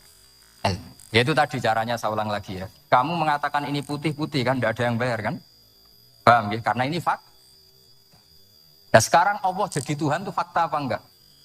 Fakta. Kenapa kamu mengatakan Allah Tuhan nunggu dibayar surga? Itu memalukan apa enggak? Nah di bab ilmu kita harus ikhlas. Meskipun hati kita sebagai manusia mungkin tidak ikhlas. Ini fatwa Imam Ghazali. Jadi ilmu itu segala-galanya. Makanya disebut fa'lam annahu la ilaha illallah. Bukan fas'ur. Fas'ur itu rasakan kalau Allah itu Tuhan. Enggak, tapi fa'lam. Karena kalau rasa itu kan tawakal tok orang mergawe ora di duit. Padahal pokoknya rasa itu kadang ya umat tawakal, kabeh ku pangeran. Tapi kadang-kadang tawakal tok orang mergawe ya kere. Iya kok cukup muni ngono. Padahal ya Islam, kadang ya tamatan madrasah ngomong ngono. Karena ati sing ngomong ngono iku ati. Lesan kan hanya terjemahan, hanya penerjem. Tapi kalau ilmu enggak, ilmu tetap sadar. Enggak bisa sesuatu tanpa melibatkan Allah Subhanahu wa ta'ala. Kalau suwun ini ada napa? Makalah sing kula simpen napa? Akhirnya terus Jubair bin Mut'im niku masuk Islam karena logika yang dibangun oleh surat At-Tur ya, itu tidak meninggalkan logika yang selama ini dipakai. Yaitu menuhankan Lata, Uzza, Hubal dan sebagainya. Terus Allah bertanya, yang kamu tuhankan itu apa reputasinya? Amfalakus samawati wal ard, apa pernah menciptakan langit bumi? Seterusnya dan seterusnya. Akhirnya mereka sadar yang layak jadi Tuhan itu hanya Al-Khaliq sebagai pencipta. Yang tidak pencipta tidak usah jadi itu. Makanya Iqra bismi rabbikal ladzi khalaq.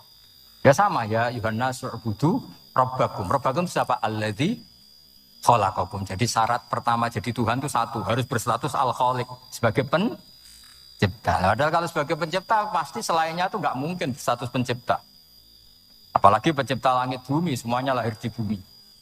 Nah ini faqamatil hujjah. Kemudian argumentasi Islam ini begitu kokoh, dan ketika kokoh itu tidak akan terkalahkan. Itu disebut bal naqzifu bil haqqi 'alal batil fayadmaghuhu fa idza huwa. Makanya saya berkali-kali bilang, ngaji Quran itu ya harus ada ilmu manteknya. Entah berapa kadarnya harus ada ilmu mantek. Saya beri contoh. Di Quran itu ada ayat. Ya ada ayat. yang bunyinya begini. Kebatilan, ya apa? Kebatilan. Itu diistilahkan Quran itu wa ma yubdiul batil wa ma yu'id. Saya ulang lagi. Wa ma yubdiul batil wa ma yu'id. Saya tasrif abda'a yubdi'u, memulai. Wa ma yubdi'u lan ora iso memulai apa al batilu barang batil. Wa ma yu'id lan ora iso kembali. Kebatilan itu tidak bisa memulai dirinya sendiri karena tidak pernah wujud. Kebatilan itu sesuatu yang nggak pernah punya eksistensi, sehingga memulai dirinya aja tidak bisa. Misalnya begini, peci ini hitam. Pernah nggak? Pernah nggak? Pernah nggak dibenarkan orang yang mengatakan ini putih? Nggak pernah kan? Pernah nggak terjadi 2 ditambah 2 itu 100? Nggak pernah kan? Sama, uluhiyatul asnam. Saya ulang lagi, uluhiyatul asnam. Itu adalah amrun sing la yubdi wala wujuda lidzati. Apa status ketuhanannya Fir'aun misalnya, status ketuhanannya Namrud. Itu pernah terjadi apa enggak? Enggak pernah kan? Nah, makanya Quran istilahkan kebatilan itu memulai dirinya saja enggak bisa. Bagaimana bisa nandingi barang hak? Memulai dirinya aja enggak mungkin. Karena memang enggak pernah ada la wujuda lahu aslam. Hakikatnya enggak pernah wujud. Sekarang saya tanya, uluhiyatul asnam, uluhiyatul lat, uluhiyatul uzza, uluhiyatul hubal, uluhiyatul fir'aun, uluhiyatul namrud. Semuanya pernah ada enggak? Enggak ada kan? Makanya qul ja'al haqqu wa ma yubdi'ul batilu wa ma yu'id. Barang hak itu nyata. Dan barang batil itu memulai dirinya saja enggak? Ya enggak mungkin kan? Pernah enggak Fir'aun jadi Tuhan terus dibatalkan Musa? Dari awal ya memang enggak Tuhan. Cuma dia enggak ngerti kalau enggak Tuhan itu saja kan. Tapi dari awal Fir'aun kan enggak pernah Tuhan. Makanya sekali kul ja'al haqqu mesti wazahakol batil. Karena batil ini la wujuda lidzati. Batil ini enggak pernah wujud. Lah logika gini harus dibaca dengan mantek. Caranya gimana? Kita harus belajar ilmu logika. Ilmu logika itu begini. Kata Fathul Bari, hadil makhlukot. Ini kan langit bumi kadang mewujud. Kamu bilang bumi ini ada. Ya di mana-mana barang ada itu penyebabnya ya sesuatu yang ada. Makanya ilmu tauhid ngajari kita, pertama sifatnya Allah kita sebut wujud. Karena hadil maujudat mesti kholaqu hal maujud. Masa hadil maudak? Makanya kata kita Fathul Bari itu, kenapa Quran itu tidak menang kritik orang ateis? Yang dikritik itu kesalahan Yahudi, kesalahan Nasrani. Tidak pernah kritik orang ateis. Kata Imam Fathul Bari, idlamu qawamata itu udah imbang. Terus terlalu gak masuk akal, jadi gak dianggap pemain. Lah wong misalnya terus wong kok debat mbek wong ini. Bumi ku wujud ora? Ya wujud. Sing gawe gak wujud. Bumi ana ta ora ana, sing gawe ora ana. Kan ngajak goblok bareng. Maksudnya ku nak goblok ya dikira-kira kan maksudnya ku. Nak lumayan kan misalnya zaman kita mungkin wong Jawa kuno, bumi ku wujud, sing gawe apa? Bae. Kan lumayan pokoknya sing penting ku ana sing gawe sil. Soal kok sing gawe rada keliru kok dibenerno lah, tapi ana sing gawe sil. Iki ora. Barang wujud penyebabnya itu tidak. Berarti adamun yakhluqu maujudan, barang ra ono tapi nyiptakno sing wong darani ra ono iku mesti ra duwe ngefek apa kok darani. Itu aneh kan? Sesuatu yang enggak ada menciptakan yang ada. Nah beda dengan agama yang lain, meskipun menyebut Tuhan itu 3 atau menyebut Tuhan itu salah, tapi kan menyebut wujud. Lah iku ana lumayan nih, karek beneri sithik lah. Lah Islam lagi datang wujud sing pencipta jenenge Allah Subhanahu wa taala. Akhire sing darani liyane kon ikut darani ku Allah taala. Nah, artinya gini, ateis itu tidak rival karena terlalu lah. Mosok akal sehat dijak goblok bareng. Ya aku mau. Hadil maujud khalaqahul adam. Ini wujud tapi penciptanya enggak ada. Lah nyiptakno apa ya ora ono. Berarti apa? Al adamu yakhluqu maujudan, barang ra ono menciptakan yang tidak ada. Padahal khasnya enggak ada itu apa? La yu'athir wa la yakhluq. Jenenge barang enggak ada pasti tidak bisa menciptakan. Jadi ben sampean ngerti ya, jadi supaya lah itu yang dimaksud amkhuliku min ghairi syai'in. Jadi saya ulang lagi ya, dalam ilmu kalam yaitu wa indana syai'u huwal maujudu wa sabitun fil kharijil maujudu. Yang dikatakan syai' itu sesuatu yang wujud. Jadi kalau hadil maujudat, alam ini ada, pasti penciptanya sesuatu yang ya. Nah, karena pencipta itu ada dan dia pencipta, mau tidak mau bersifat qadim. Masa yang menciptakan wujudnya dulu yang diciptakan, maka harus berstatus apa? Qadim. Ya jatuh kula suwun bahwa kula insyaallah tetap ngaos ulumul Quran saking kitab Bukhari. Niki cerita-cerita tiyang kafir mendengarkan Quran kemudian paham. Makanya dalam mukaddimah Majmu' yang dikarang sarah-sarah sekarang itu ada 6 doktor dari Al-Azhar ngarang kitab Sarah Majmu'. Karena dulu dikarang Imam Nawawi tapi hanya sampai bab riba. Terus diteruskan oleh 6 doktor dari Al-Azhar. Di antaranya ada penjelasan begini. Islam itu datang dengan hujjah. Wa hadhihi la yukawwinuha as-sayf. Wa innama tukawwinuha al-hujjatu wal barohin. Islam itu datang dengan argumentasi. Dan itu tidak bisa dipaksakan pakai pedang tapi pakai logika.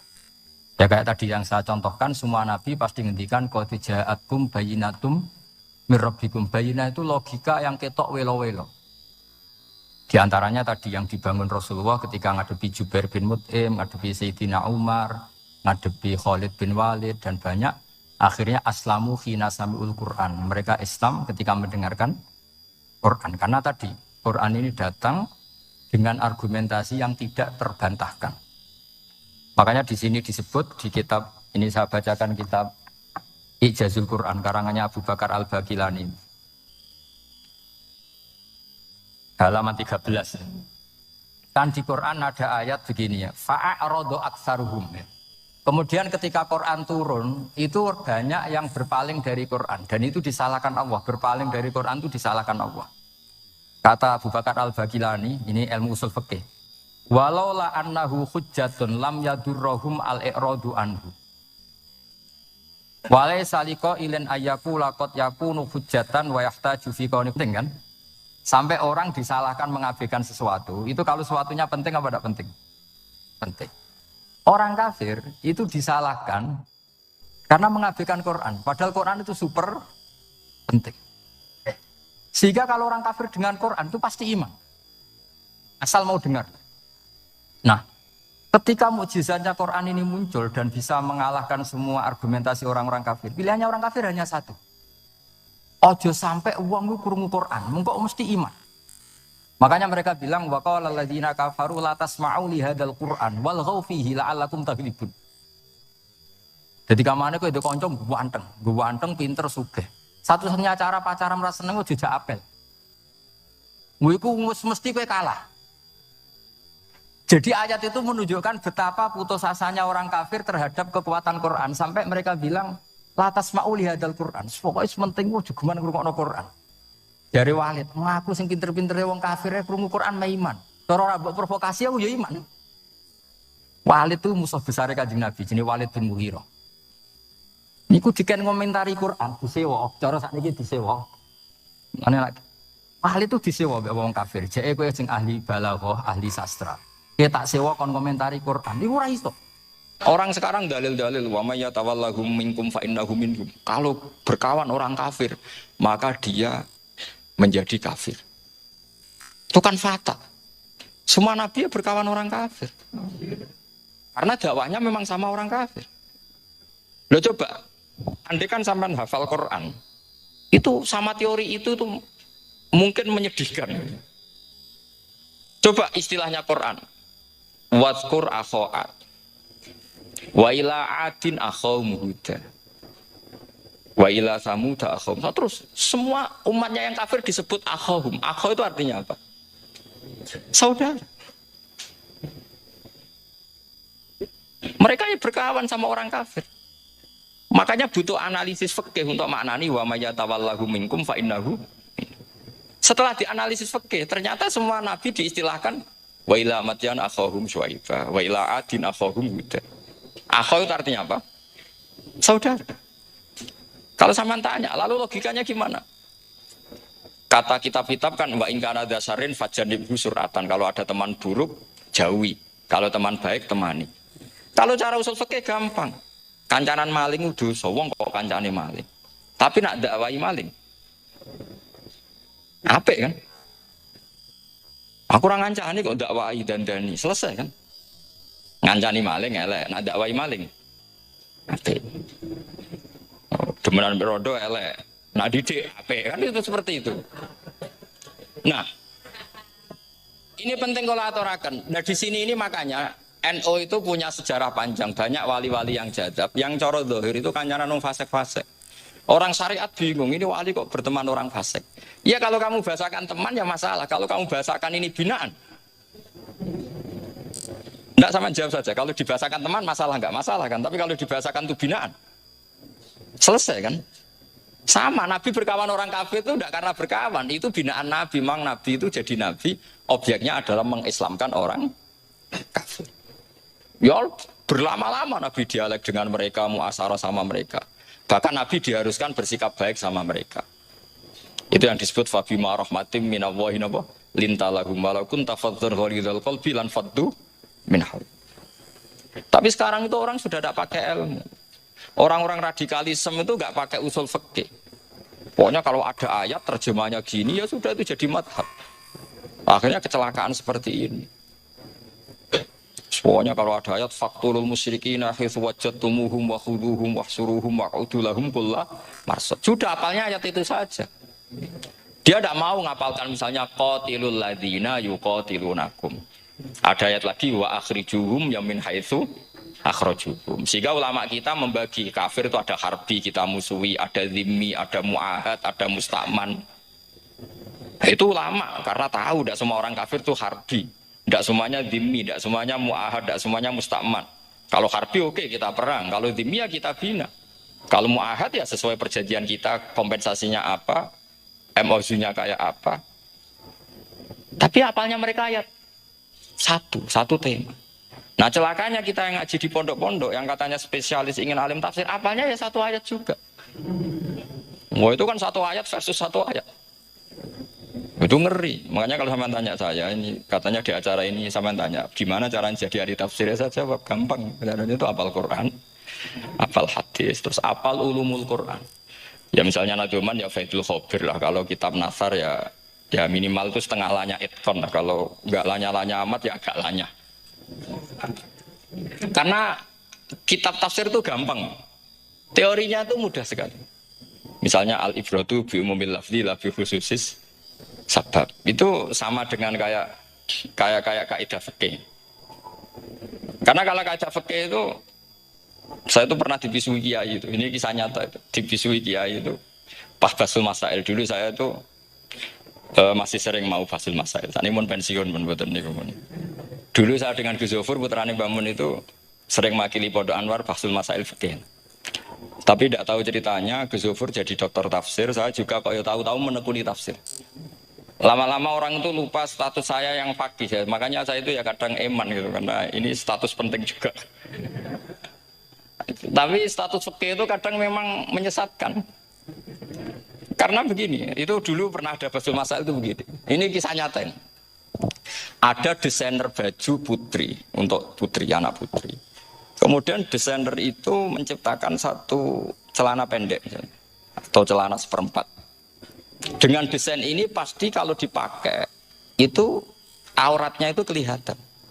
Bagaimana hukumnya desainer ini? Apa termasuk mimman sarro'a as-sayyi'ata? Karena terjadi kasfil aurat. Apa enggak? Rata-rata kalau kiai yang khusus-khusus, yang sepuh-sepuh, desainer itu dosa. Gara-gara tren pakaian ini wong wedok buka aurat.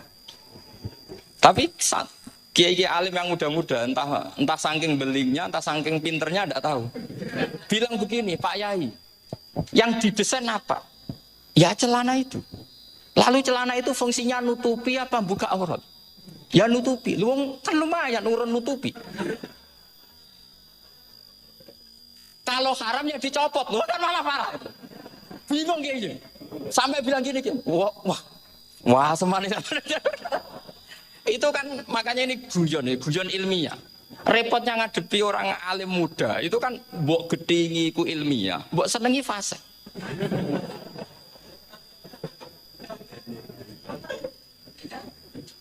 Ketika kiai yang khusyuk tadi tak tanya, kalau desainer katok seprapat, paham ya? Kau coba yang celana dalam terlalu vulgar itu, paham ya? Enggak, rok saja lah, rok mini misalnya, rok selutut. Sampean jangan ngeres ya, yang rok selutut misalnya. Rok selutut itu desainernya kena hukum haram enggak? Sampean jawab saja. Oh haram jadi kiai sepuh karena dengan desain itu misalnya lututnya kelihatan. Tapi pertanyaannya Ki Muda saya masih ingat betul, saya tanya. Lalu fungsi pakaian itu apa Pak Yai? Fungsi itu kan tetap nutupi sebagian aurat. Kalau Anda haramkan, barang haram itu harus dihilangkan. Sampai Kiai itu setelah acara itu manggil saya. Gus, kalau ngakoni jenengan alim, tapi itu podo repote. Podo repote itu.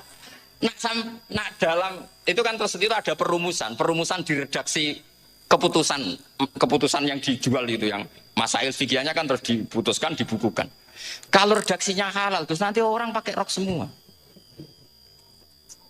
Dan saya balik bantah, kalau redaksinya haram orang enggak pakai rok. Akhirnya itu apa? Kebijakannya lucu. Buak we Gus, pertanyaan itu buak sak jawabannya oke. Jadi kita debat enggak jadi. Ini cerita ilmiah. Makanya sama tidak wajib manut saya ini terlalu ilmiah, jadi tidak baik untuk kehidupan kesalian kurang baik. Jadi ini, tapi ini ilmu. Tetap kaidahnya fikih ma la yudraku kullu la yudraku kullu. Jangan kalau tidak bisa nutupi aurat semua, lalu jangan sama sekali. Lagi kan kaidahnya kan gitu ma la yudraku kullu la yudraku kullu. Misalnya Anda punya tetangga nggak mau pakai jilbab, nggak mau pakai pakaian muslimah. Kamu tidak boleh bilang, munisan rakambinan tidak bisa. Malayu trokukulu, malayu trokukulu, nulayu troku nopo.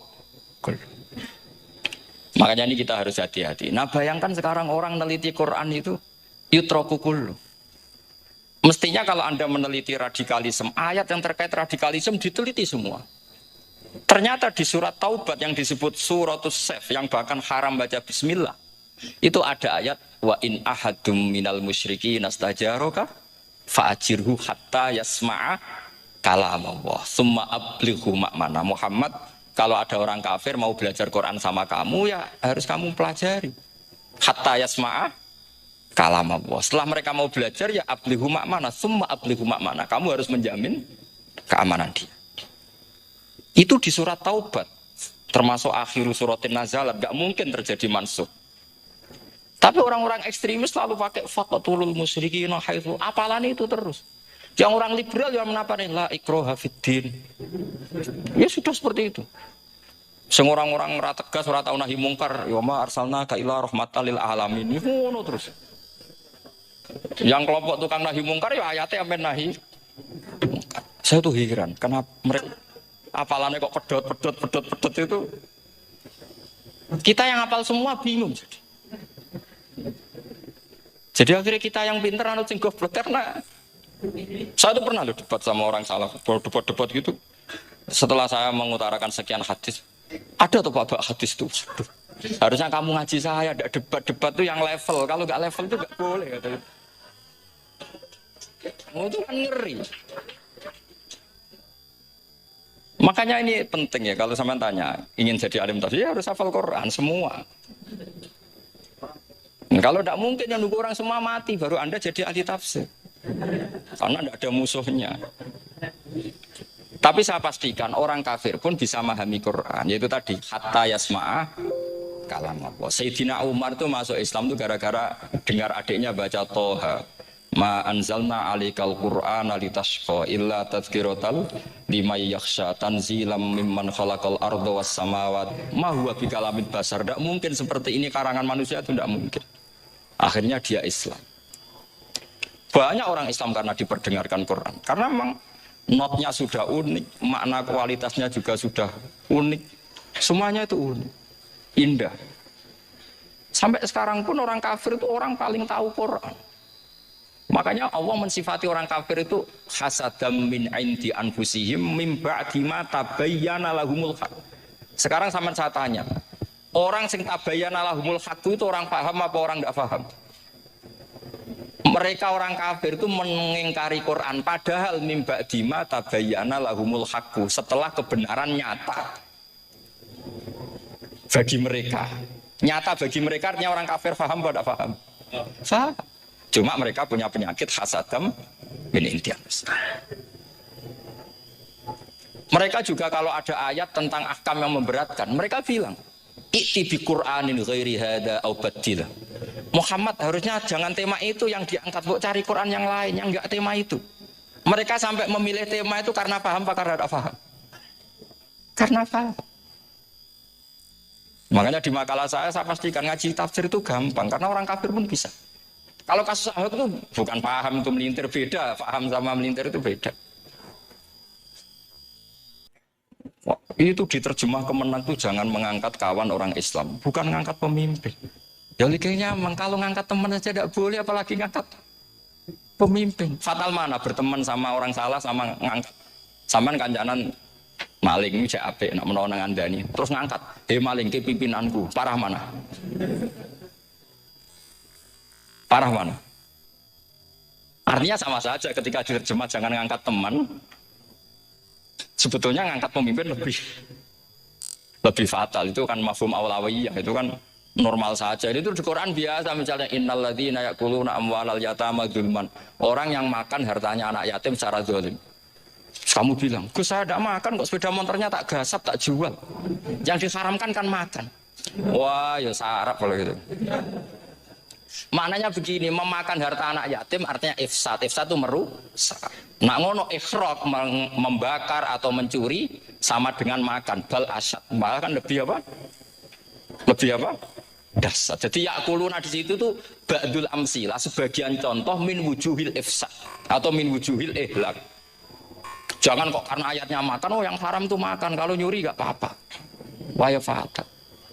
Itu kan sama dengan santri geblek ketika ada kiai ini, "Cung, kowe mbek bojomu jogeman naboi." Suatu saat istrinya lapor lagi, "Pak Yai sekarang ndak naboi tapi nyadui." Karena naboi itu pakai tangan. Mereka pertama dilaporkan kiainya, "Pak Yai, suami saya itu sering memukulin saya pakai tangan gini. Cung, jogeman naboi bojomu." Nggih Pak Yai, siap. Satu saat istrinya lapor, "Pak, tetap benjut, kenapa? Kalau nak ini disadui." Mereka pikirannya, sing haram nabok, nak nyaduk salah. Oh itu kan ngajak goblok bareng. Nah masalahnya di usul fikih kasusnya seperti itu. Makanya saya ini kadang ya maliki sekali. Kadang saya itu maliki sekali. Kadang ya. Misalnya begini, saya beri contoh. Ini yang kisah nyata ya. Ada seorang Arabi datang ke Rasulullah. Tadi kan teman-teman minta juga ilmu hadis ya, ini satu paket saja. Itu tadi nanti kalau sampean kasih lalim itu sudah ada urusan saya. Tadi nunggu orang mati banyak tadi. Kalau nggak usah nunggu orang mati, sarannya tadi apal tadi. Ya Rasulullah ahlaktu. Saya ini orang yang rusak. Wama ahlakaka. Lalu yang bikin rusak kamu apa? Qal waqatu imro'ati fina hari Ramadan. Saya menjima istri saya ketika masih siang. Fina hari Ramadan, siang Ramadan. Walhasil Nabi tidak menyuruh hanya kodok, tapi menyuruh kafaroh. Kafarohnya itu merdekakan budak, atau memberi makan 60 orang miskin, atau puasa berapa? Puasa 60 hari. Atau urut merdekakan budak, atau puasa 60 hari, atau memberi makan sitina miskin. Oke, kita sepakat. Sepakat ya, hadis itu sahih dan diulang-ulang oleh Ashabus Sunan. Oke, riwayatnya agak masalah. Sekarang kita analisis maknanya. Sekarang sampean saya tanya, kalau Anda misalnya sekarang jam berapa ini? Misalnya sekarang jam 9 kurang seperempat Ramadan, terus Anda rokok atau Anda ngopi, kepengen ngopi terus ngopi tanpa uzurin syar'iin. Anda hanya wajib qadha apa bayar kafarah?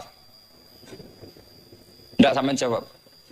Rata-rata kiai kita, oh mau wajib qadha Gus karena gak jima. Sing seru kafarah itu nak jima. Kan ngombe kopi mbek jima beda. Pertanyaannya tuh lucu, ini naik secara fikih masalah. Masalahnya begini. Jima bojo itu tidak zina. Jima bojo itu zina apa enggak? Enggak kan? Berarti dengan makan bedanya apa? Sama kan? Sama-sama amrun mubah. Sesuatu yang boleh. Kenapa hukumannya berat? Makanya kata Imam Malik, Ndak itu nilainya. Nilainya adalah hakku hurmati Ramadan bi ghairi uzrin syar'iyyin. Makanya kata Imam Malik, siapapun yang makan fina hari Ramadan, iftar apapun fina hari Ramadan bi ghairi uzrin syar'iyyin, maka hukumnya sama dengan jima fina hari Ramadan. Karena sama-sama ihlak ifsad hurmata Ramadan bi ghairi uzrin syar'iyyin. Loh, enggak, ini ilmiah. Kamu udah harus cocok, tapi otak kamu harus percaya. Loh, iya kan beda kan? Saya secara nafsu tidak cocok, cek berarti. Tapi ilmiah saya setuju. Kalau Kiai Kandani itu kan pasti pakai badul amsilah, kan nggak mungkin semua contoh disebut. Jong penak. Kowe nak mlaku-mlaku jogeman delok wong wedok iku mari setan. Mboten delok Mbah, nyekel lu malah parah. Tidak bisa. Makanya ini masalahnya lafadz. Ini kembali ke Imam Syafi'i bilisanin arabiyyim mubin. Ketika seorang kiai bilang cung jogeman delok cawe itu adalah mengungkapkan al-muharramat. Bukan mentaksis yang haram itu hanya melihat. Saya ulang lagi ya, ketika seorang kiai bilang cung jogeman delok wedok sing haram, itu semangatnya adalah melawan keharaman, bukan mentaksis yang haram hanya delok. Itu di Quran normal semua, di semua lugat ya biasa. Itu kan sama seperti misalnya seorang mbak ngasih uang cucunya, cung tak kayak duit 100.000, cung gue tuku es. Terus gue mendingan, nah gue tuku es haram iki kan ngongkone tuku es. Lah kepen putumu mati kan nyeben 100.000 gue tuku es. Ya mulai dulu istilahnya nak bange ke ibu tuh cung 100.000 gue tuku es. Cara wong kuno. Maksudnya itu pokoknya umumnya cah cilik senane es menyebut. Ya sudah seperti itu. Sama seperti Quran menghentikan begini. Ini memang salatnya yang fikih dulu, yang pokok-pokok. Di antara yang enggak boleh dikawin adalah wa antasma'u bainal ukhtaini illa ma qad salaf. Kamu enggak boleh menikahi Sri dan Zainab, kakak beradik. Sudah sepakat nggih? Fi nikahin wahid enggak boleh al jam'u bainal ukhtain. Jadi mbaknya kamu kawin, adiknya kamu kawin fi nikahin wahid. Tapi nak ngeduni boleh, berarti kan dengan waktu yang berbeda. Quran hanya menyebut itu. Kemudian Rasulullah zaman Sugeng itu hanya nambahi wala binal mar'ati wa ammatiha wala binal mar'ati wa kholatiha, juga agak boleh menikahi ponaan plus buliknya, baik bulik dari bapak yaitu ammah maupun bulik dari ibu disebut apa? Kholah. Kemudian ulama fikih merasa ada yang kurang, ditambahi lagi. Dua perempuan yang andekan yang satu itu lelaki kok haram nikah, berarti haram jam'u fi nikahin wahid. Misalnya cucu Rabibahnya boleh enggak? Enggak boleh kan? Berarti kalau sampean ngumpulkan cucu dan mbahnya fi nikahin wahid juga enggak boleh. Tapi orang yang waras itu tidak akan nyalahkan Quran ketika tidak lengkap. Wa antasma'u bainal ukhtaini ila ma qad salaf, ini tidak lengkap. Yang haram kan tidak hanya jam'u bainal ukhtain, termasuk mengumpulkan cucu dan mbahnya. Karena Quran enggak mau dengan logika tidak waras, itu tidak mau. Taruh saja orang itu rata-rata mbahnya kan umur 70 tahun. Cucunya umur 17 tahun. Kebayang enggak kamu nikahi? Sehingga adik kan boleh bareng, mesti kamu milih bareng. Makanya Quran hanya bakas wa antasma'u final ukhtain, karena yang mungkin masih menggugah selera itu dua. Tapi kalau cucu sama mbahnya itu, kalau ada yang masih selera kan ya sarap tuh. Tapi fikih sebagai kaidah tetap menerangkan termasuk yang haram jam'u adalah bainal mar'ati wajad dadi. Paham juga maksud? Artinya ketika menyebut itu tidak jaminan merangkum semua hukum. Tapi ba'dul amsilah. Fa'innal akil yaktafiya bi isyaratil ba'di. Karena orang kalau punya akal diisyaroi sebagian sudah paham. Ini penting kalau aturakan. Jadi ini penting. Nah bayangkan sekarang banyak gerakan-gerakan ahli Quran katanya tapi nggak memahami ilmu usul fikih. Quran ra ono ya wis. Nang Quran ra ono cerita harame asu, nak ono asu ya halal. Ora ono Quran. Sing ra ono iku tekem ora Quran iku aneh-aneh.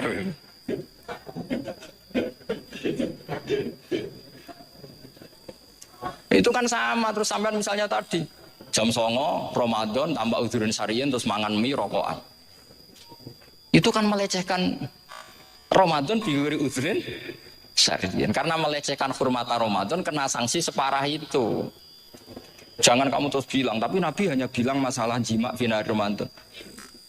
Jima istri itu hukumnya itu tidak zina, hukumnya itu mubah sama dengan makan. Ini cara madzhab Maliki, tapi kita alhamdulillah madzhab Syafi'i. Ya, itu masalahnya. Berhubung itu menguntungkan sami'na wa ata'na. Nah, itu tapi saya sendiri dalam konteks ini, saya itu ya sangat-sangat Syafi'iyah, sangat-sangat Syafi'iyah dalam banyak hal sangat-sangat Syafi'iyah. Tapi dalam banyak hal kadang-kadang saya ya Maliki. Nah, itu kan kalau sama tanya kenapa gitu, ya hikmahnya baca banyak saja. Karena yang Syafi'i itu ya karena bacanya hanya Syafi'i. Itu bukan fanatik, itu keterbatasan. Itu beda, itu namanya nggak fanatik, itu keterbatasan. Itu beda sekali. Jadi kita harus ngaji yang banyak. Saya itu termasuk utang ya, sama Imam Syafi'i itu baca kitab Ar-Risalah. Itu kitab yang kadang satu ulama baca sampai 500 kali. Yaitu Imam Syafi'i itu dalam kitab Risalah itu begini, ini termasuk ulumul Quran yang paling penting. Muqaddimahnya begini. Wan nasu sinfani min awalil amri. Wan nasu sinfani. Ketika Rasulullah datang membawa Quran itu manusia hanya ada dua. Al kuffar sing dari jenis ahli kitab dan kuffar dari jenis yang tidak ahli. Bahkan tidak ada orang Islam zaman itu. Pertama Nabi jadi Nabi itu adakah pendengar yang Muslim? Kan tidak ada. Semuanya ahli kitab. Makanya susah kalau Quran kamu analisis korbannya orang Islam tuh kata Ibnu Umar tuh lucu. Dulu tuh mukhotobnya tuh orang kafir jelas kuliah ayuhal kafir. Ya ayuhan nasu ubudu rabbakum alladzi khalaqakum. Jelas orang kafir. Karena orang Islam nggak mungkin dikatakan ubudu rabbakum. Makanya Imam Suyuti kalau nafsiri itu ngeper ubudu rabbakum wahiduhu. Tapi kalau mukhatabnya orang Islam, dawimu alal ibadah atau dawimu alat tauhid. Karena dia tahu kalau mukhatabnya orang kafir, ubudu ya masih wahidu. Kalau sudah Islam kok disitopi ubudu, mudawamah alal ibadah. Itu saking alimnya Imam Suyuti. Ini saya teruskan. Kalau mukhatabnya itu orang kafir ahli kitab, itu kemungkinannya ya dua. Cara mereaksi Quran. Yaitu disebut lam yakunil ladina kafaru min ahlil kitabi wal musyrikina munfakina hatta ta'tiyahumul. Jadi lam yakunil ladina kafaru, jelas kafaru itu umum. Kemudian ditafsir kafaru itu ada yang min ahlil kitabi. Berarti kafaru yang jenis Yahudi Nasrani. Ada kafaru yang min ahlil kitabi wal musyrikin. Kafaru yang jenis musyrikin, yaitu kafir Mekah. Karena cara kaidah nahwu al-atfu yaqtadi taghayyur, kalau ada ataf pasti konteksnya beda. Jaa Zaidun wa Amrun, berarti Zaid ada Amar, Amar ya ada Bakar. Karena jaa Zaidun wa Amrun wa Bakrun. Pasti orang ini berbeda. Tidak boleh orang yang sama kamu pakai ataf. Ini sudah clear ya ini ya. Kemudian cara pandang mereka ya beda. Ketika Rasulullah mengajak tauhid, itu ahli kitab tidak masalah. Memang harusnya Tuhan itu satu. Tidak masalah bagi ahli kitab. Problem bagi ahli kitab adalah Muhammad itu nabi. Itu kita enggak suka. Kalau Tuhan satu oke, tapi kalau Muhammad Nabi enggak oke. Kita bisa jadi Nabi. Kata mereka. Karena mereka merasa nasabnya sampai Ibrahim. Sementara zaman itu mereka sanksi Muhammad itu nasabnya konti. Enggak jelas. Ini penting kalau aturakan. Sehingga dalam konteks ini Allah menjawab ahli kitab dulu. Ini disebut Muhammad itu nasabnya jelas. Ini ku fihi ayatum bayinatum maqamu Ibrahim. Ini saya dengarin. Ibrahim itu jelas pernah ke Mekah. Bukti Ibrahim pernah ke Mekah adalah jejak kaki Ibrahim di makam apa? Makam mereka artinya buatan kuburan, buatan jejak kaki Ibrahim ketika bangun Ka'bah. Fihi ayatum bayinatum maqamu Ibrahim. Pun.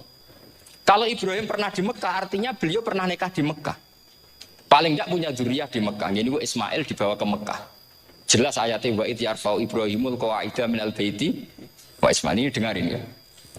Sebab itu saking alimnya berjanji itu beliau tahu betul masalah utama Rasulullah Muhammad adalah disangsikan nasabnya.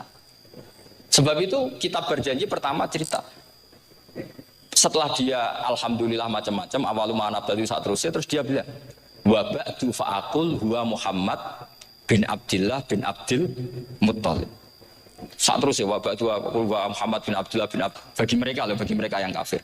Terus beliau ngendikan ditutup wa adnanu bila raibin inda dawil ulumin nasabiyah ila dhabihi Ismail nisbatuhu wa jelas saya adnan itu pasti puter cucu-cucunya Nabi Ismail.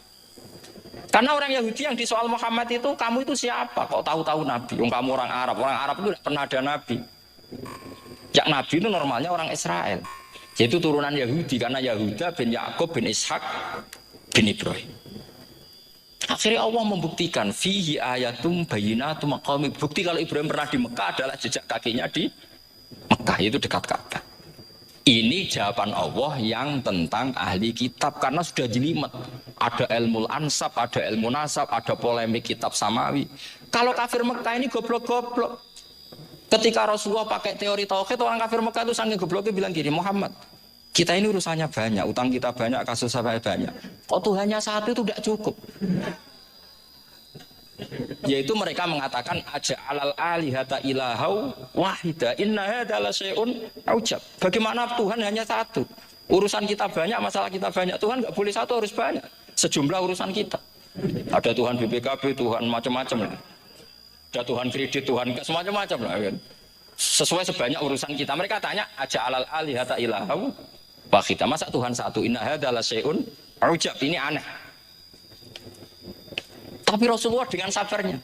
Kalau yang seperti ini Allah menjelaskannya beda dengan yang pertama. Karena tadi orang kafir itu bisa min ahlil kitab, bisa wal musyrikin. Lam yakunil ladzina kafaru min ahlil kitab. Ada yang wal musyrikin.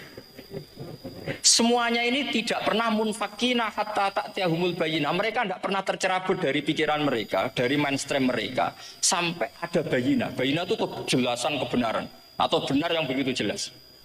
Itu siapa? Rasulun minallah yatslu suhufam mutahhar. Akhirnya Nabi sabar.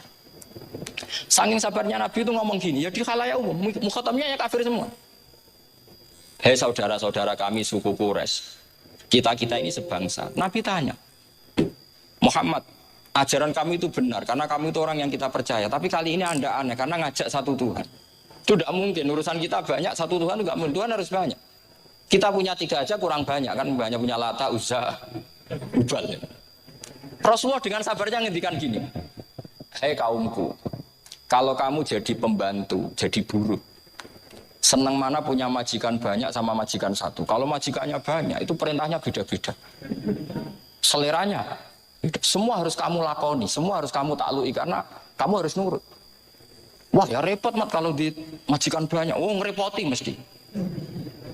Rasulullah tinggal nimpali, Tuhan kamu itu majikan kamu. Kalau Tuhannya banyak, perintahnya ya banyak. Seleranya beda-beda. Kamu bingung mbak? Wah ya bingung mat, ya sudah mat satu aja. Akhirnya mereka masuk Islam. Nah itu disebut Nabi itu fatona, punya kecerdasan artikulatif. Kalau menjelaskan itu masuk akal. Nah itu disebut dorobawahu matalar rojulan fihi syuraka'u mutasyakisuna wa rojulan salamal dirojul hal yastiawiyani masalah alhamdulillah. Nah ini penting. Allah membuat satu perumpamaan bagaimana ada satu pembantu yang punya majikan banyak, yang berbeda-beda seleranya, berbeda-beda perintahnya. Dengan kalau hanya satu majikan. Apakah sama? Mereka jawab, tidak sama, enak punya satu majikan. Begitulah Tuhan kamu harusnya satu. Assalamualaikum warahmatullahi wabarakatuh.